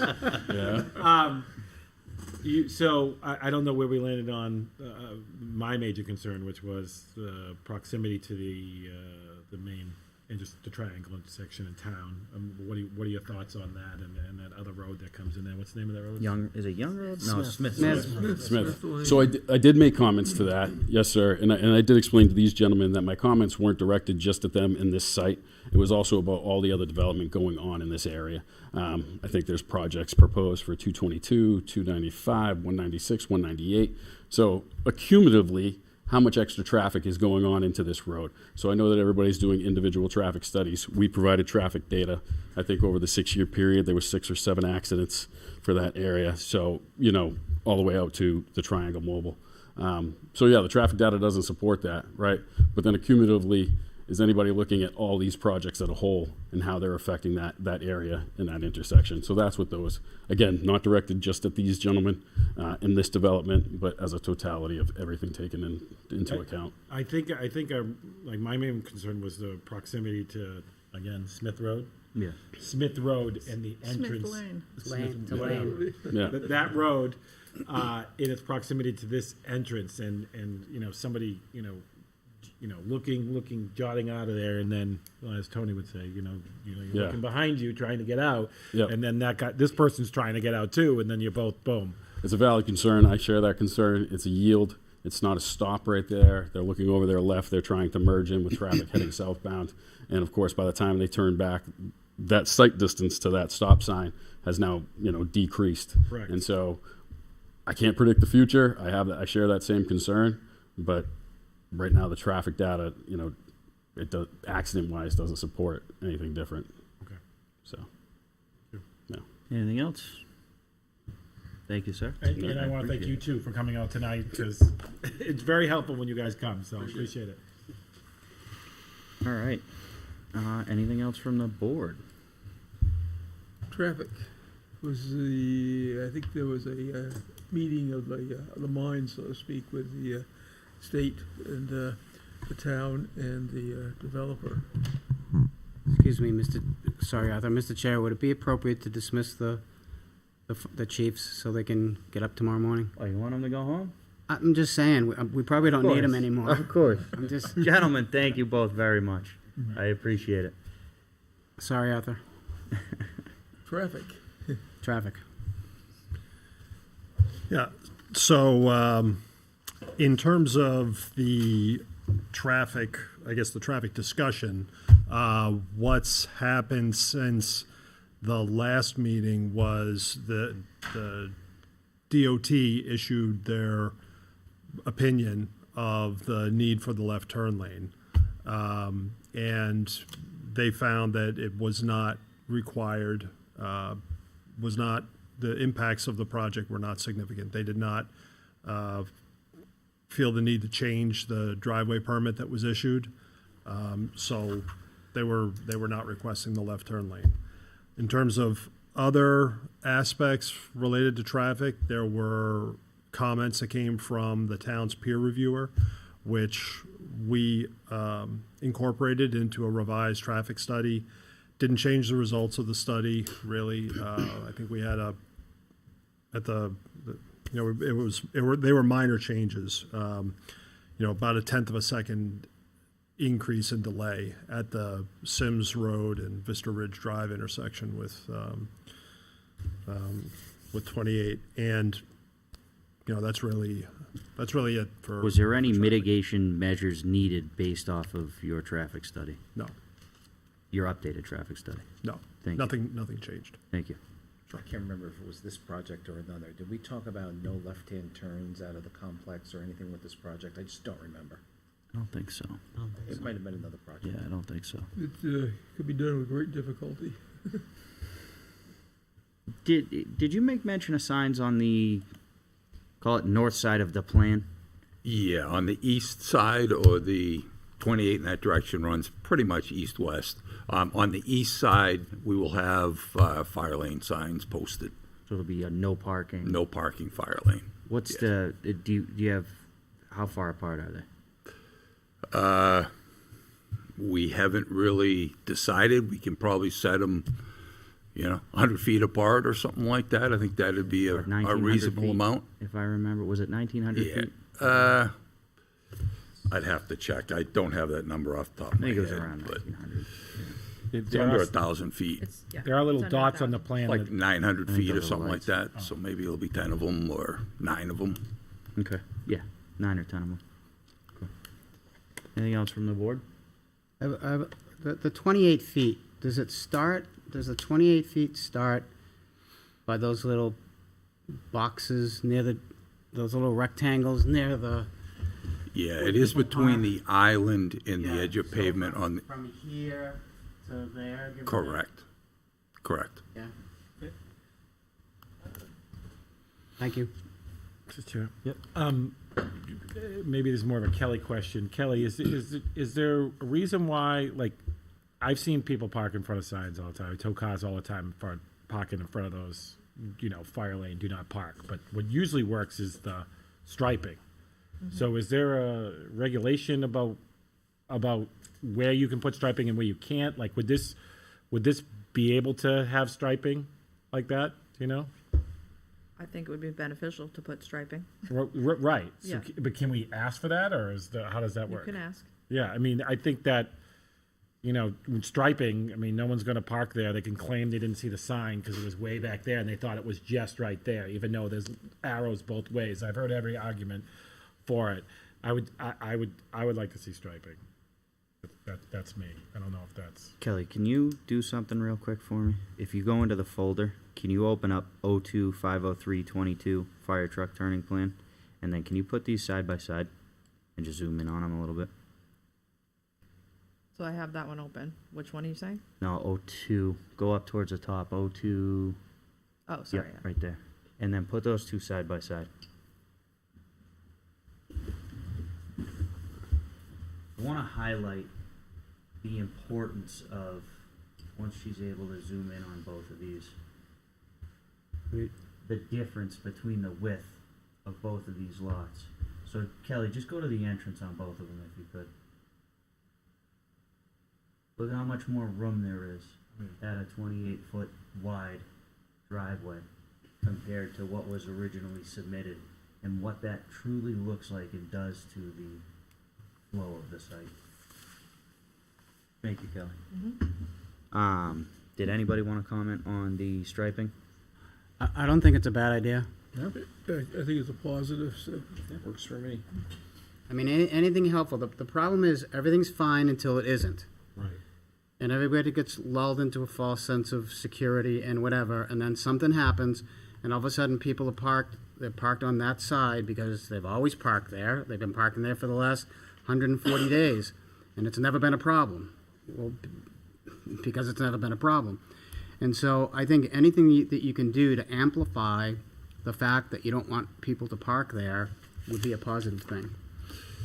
Mr. Chair. Yes, sir. So would I be striping, leave like a 24-foot travel lane and then stripe the last 4 feet? Yeah. Seeing that your current regs require a 24-foot wide travel lane, so I'd be striping 4 feet of that 28 feet. I could get behind that. I would, Yeah, yeah. we leave it, I think we can leave that up to staff. Right now, I'd be looking at John saying, John, what do you think? But he's Sure. not here, so Understand. I think that Kelly will be able to relay to John what we're looking for, if we so choose to make it a condition.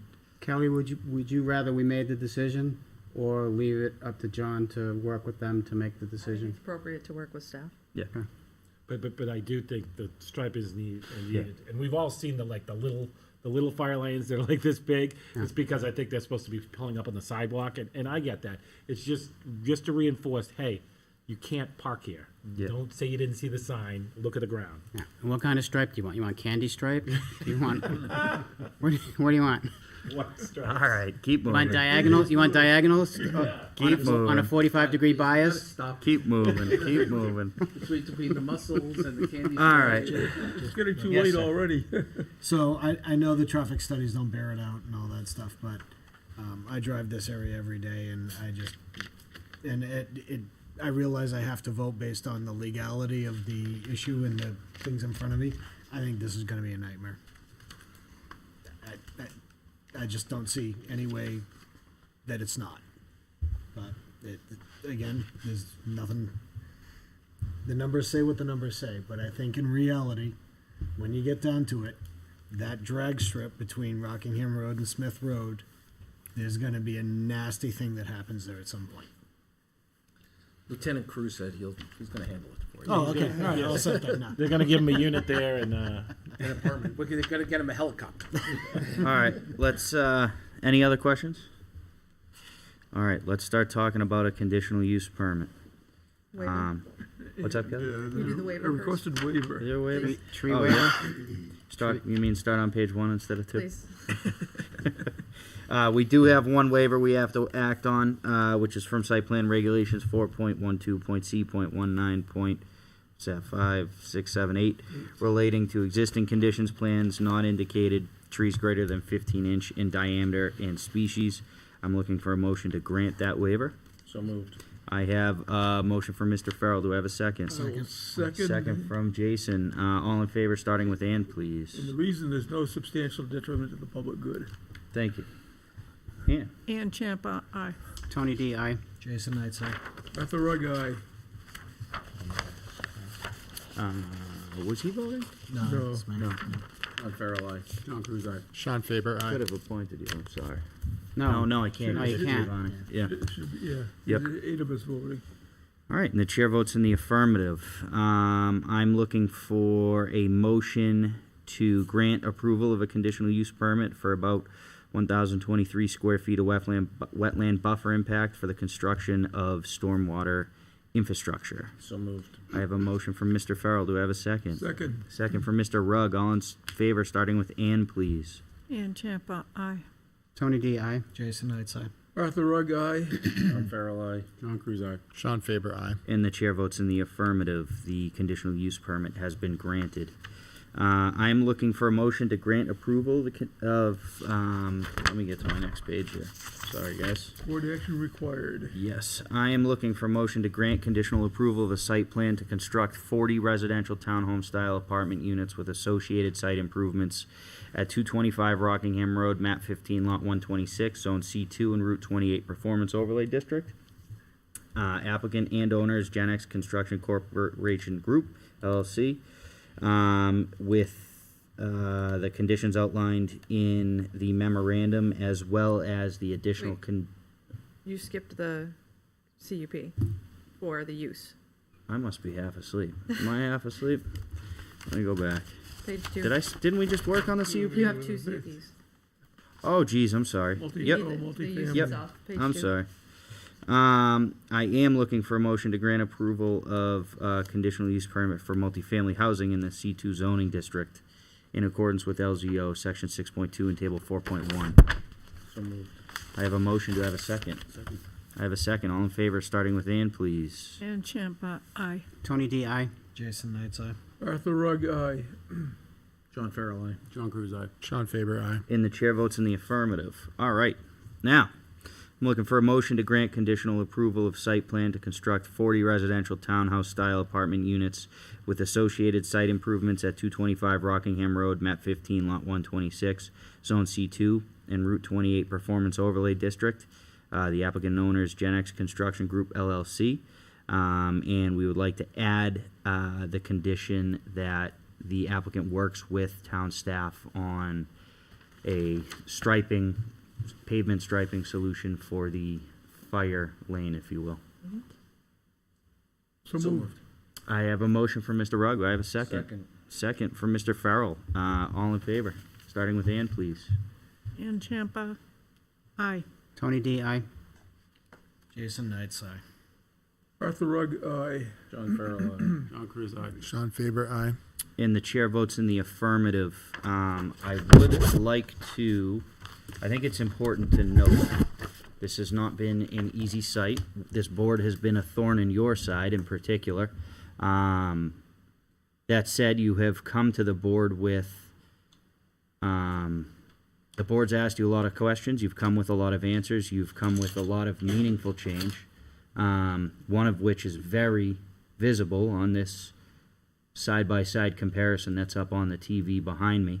I appreciate you working with the town of Londonderry. I appreciate you working with the staff and the planning board on this to give us the best outcome we can on what is a very difficult property. So thank you. We appreciate you working with us, and it goes both ways. Thank you very much. Thank you. All right. Do we have anything else before we wrap up? Kelly? No, Mr. Chair, the appointments that are listed on the agenda, you took care of last week, so you're all set. Fantastic. All right. I have a housekeeping. Yes, sir. Kelly, question. I try to do as much research like Tony before the meeting, and the data that we get is a little bit limited before the meeting, and then we come here and there's all this, and I try to catch up.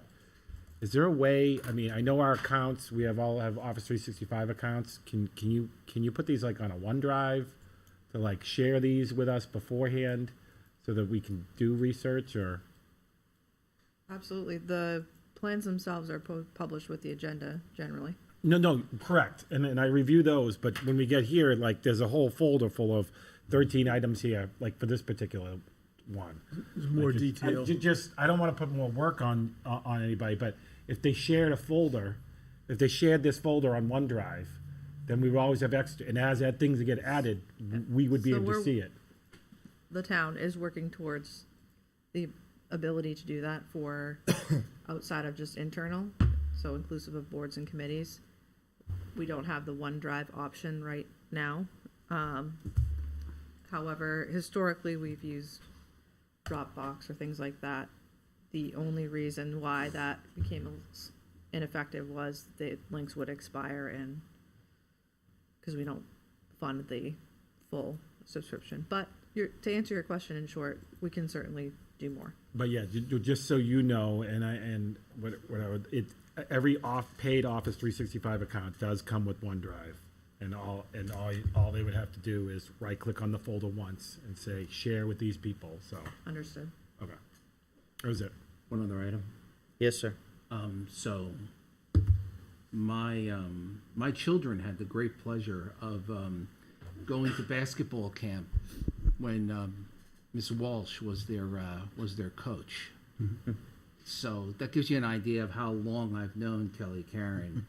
And very sad to hear for the town of Londonderry, but overly happy and proud to, you know, to see Kelly moving on and going up to Concord and going on to greater things, and you're going to be greatly missed. So I don't know if I'm going to be at the next meeting or not. So I wanted to say that tonight. Thank you for everything. Thank you. Thank you, Kelly. We're gonna miss you, Kelly. It's gonna be great. Absolutely. Ready for my goodbye tour this evening, but. I had no idea. Did I miss an email? Shelby? I didn't It's know- all just kind of I happened. didn't know Don't worry. either. Oh my God. Haven't gotten to Good you for yet. you. Good for you. Congratulations. Thank you. If you, look, Ryan, if you lived in town, you would have known.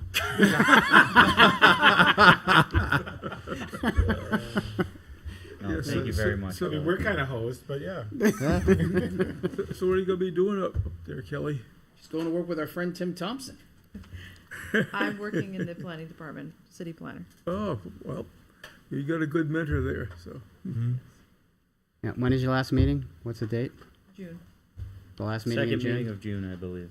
yes. So we got 3 more. So 1st of July, Sylvia will be here. Oh yeah, it's the second weekend. Yeah. Second meeting Yeah. already. Yeah, so make that a light meeting, because I'm thinking snacks after the meeting. You're thinking snacks. Snacks. I'm big on snacks. I'm thinking some things that can go in these cups. Yeah. All right. Anything else? Motion to adjourn. Second. All in favor, please say aye. Aye. Good night, folks.